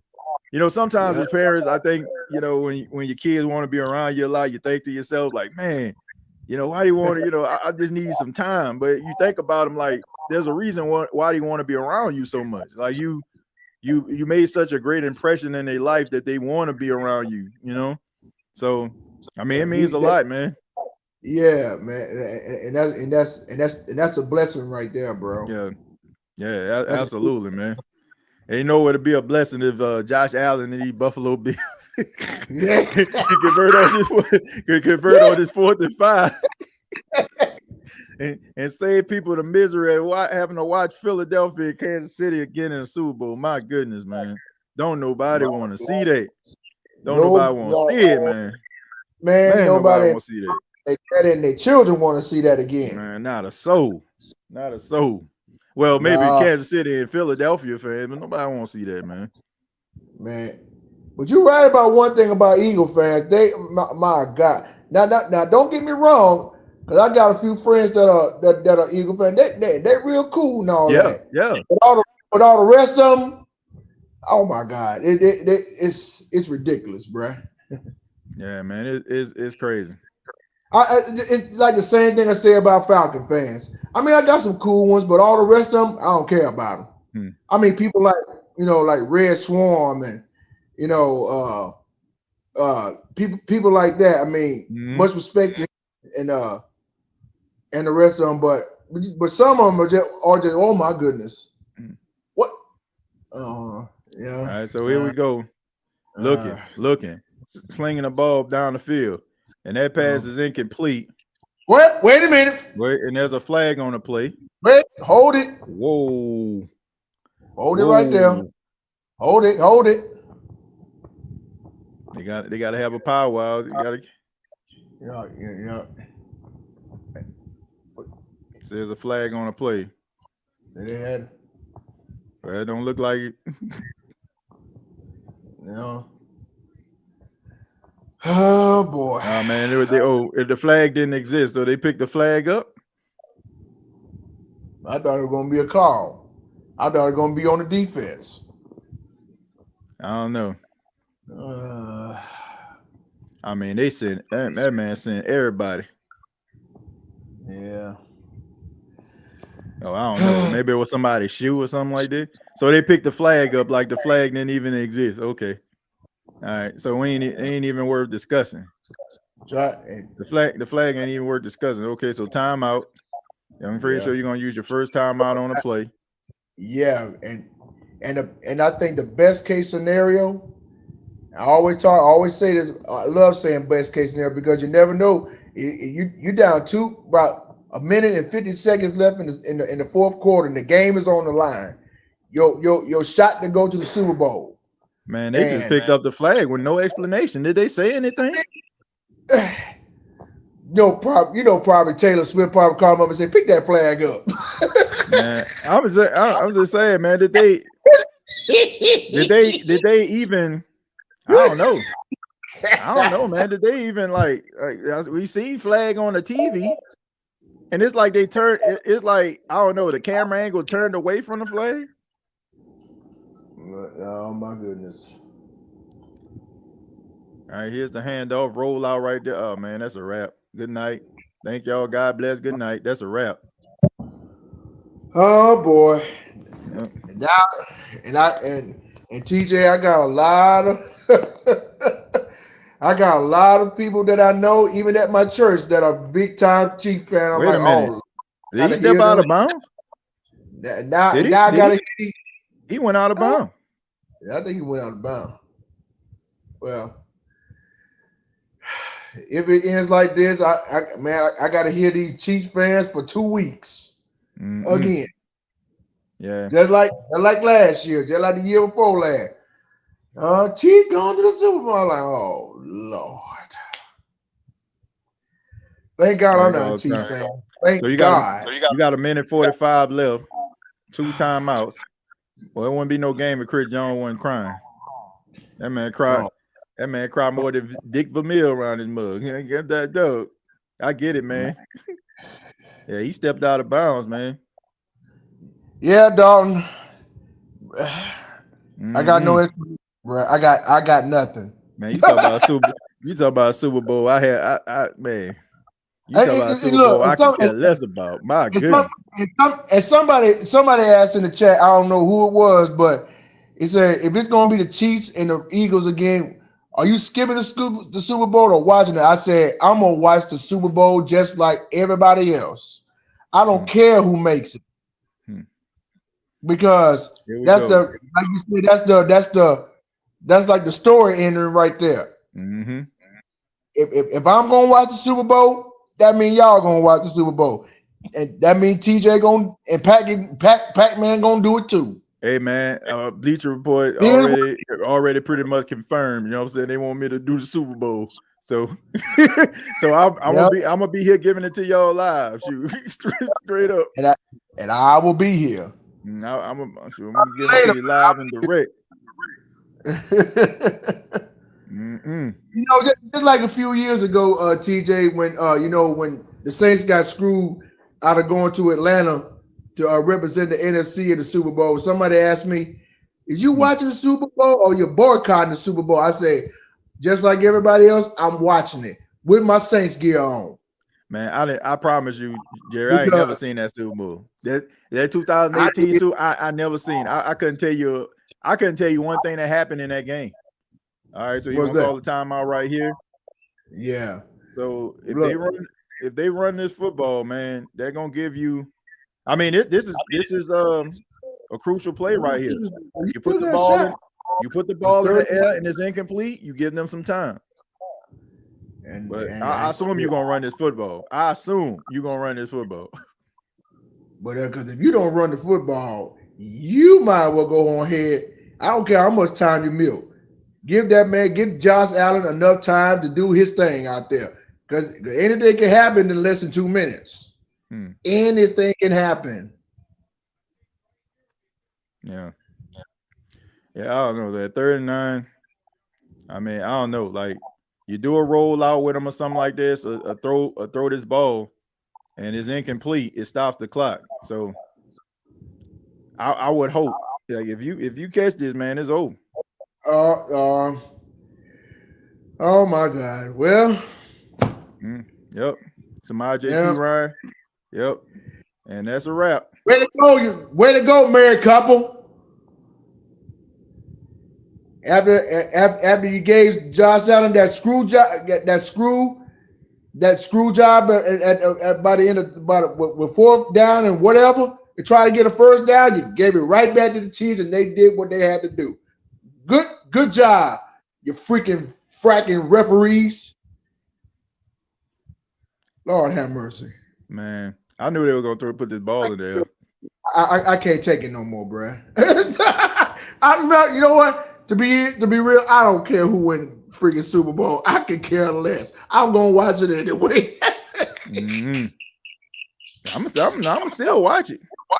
I ain't got no choice. So would I. I ain't got a choice.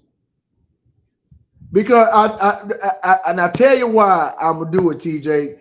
Just like everybody else. I don't care if you want to watch it or boycott it. I don't care. I'm gonna watch the Super Bowl just like every football fan. It don't have to be just Saints fans. It could be also football fans too. They watch it just like everybody else. And that's that. They only lost one game this season, right? I think Kansas City. And that was to Buffalo. They only lost one game the entire season. No, they ain't lost not one game. That was to Buffalo. Yeah, they lost to Buffalo one game. So they avenged their one loss. I know you're disgusted, and so am I. I know everybody's disgusted, and nothing you can do about it. I must say, as disgusted as this may be to some, man, I wish this was us. You know, I wish we were a team. I wish the Saints were the team that everybody was tired of. I really do. I mean, man, I'm tired of them Saints. Shoot, man, don't you, man? I can't look. I ain't want to see him in that Super Bowl, man. But you look, you can't get mad. You can't get mad at success, man. They find a way to do it. They find a way to do it, man. Rather be a little bit of help from their friends, but they find a way to do it. It's insane, man. I thought coming into this game, I thought Buffalo was going to do the impossible, the unthinkable, and the unbreakable and beat these guys from going back to back to back to the Super Bowl. Man, think about this, though, bro. Think about this. Yeah. This that man, when he going to the Super Bowl? 5 times? This is 5th Super Bowl. This man been in the league 8 years. 8 years. So about 80+% of the time this man been in the league, he went to the Super Bowl. That's insane, man.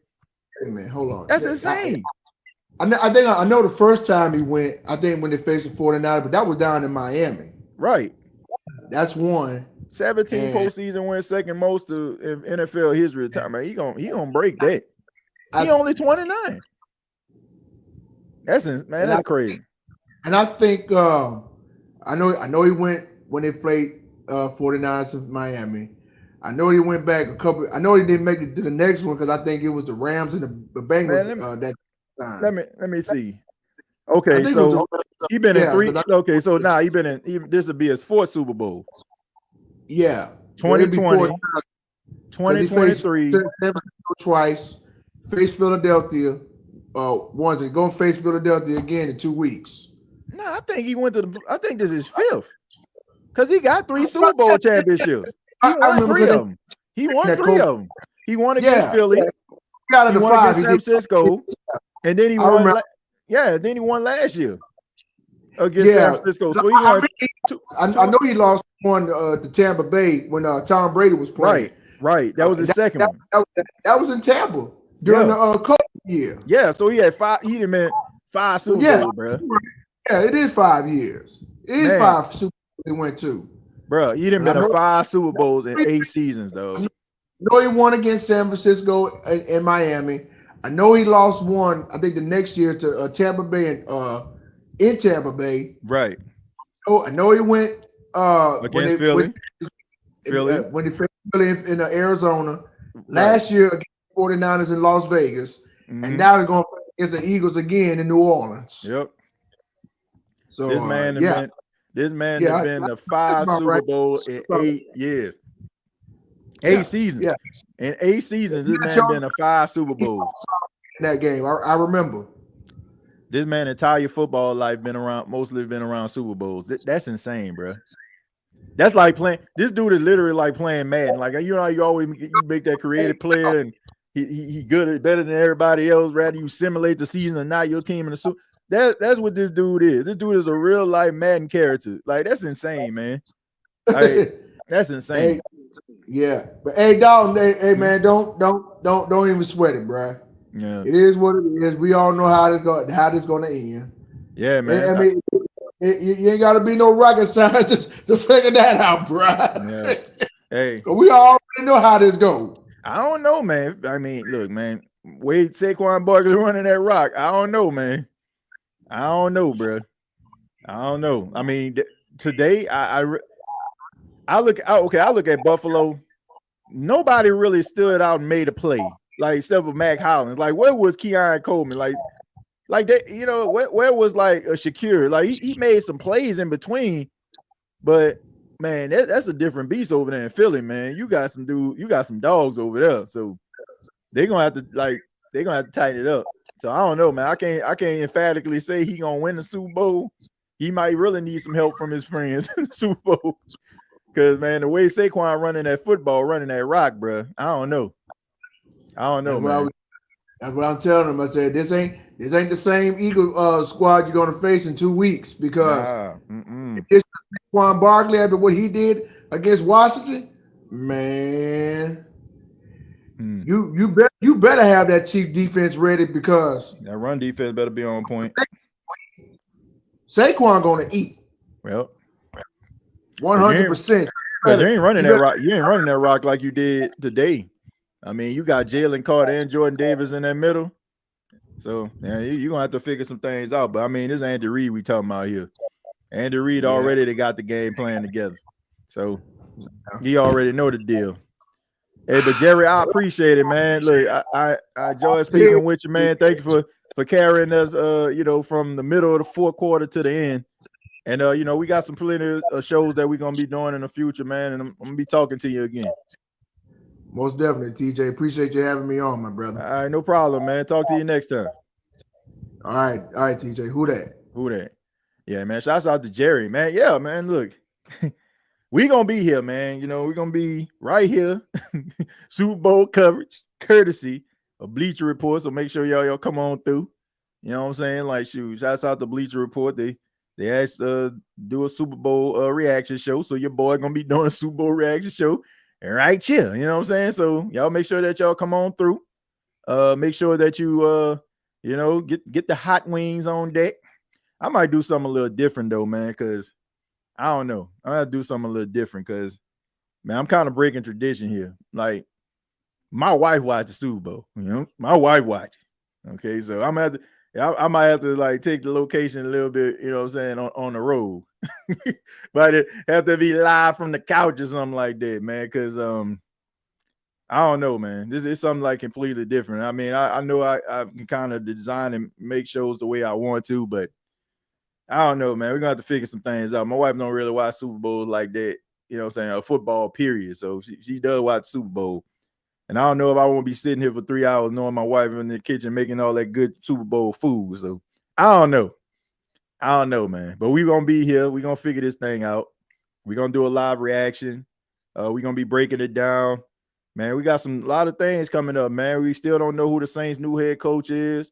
You got the Senior Bowl next week. Well, this week. You got Super Bowl the following week.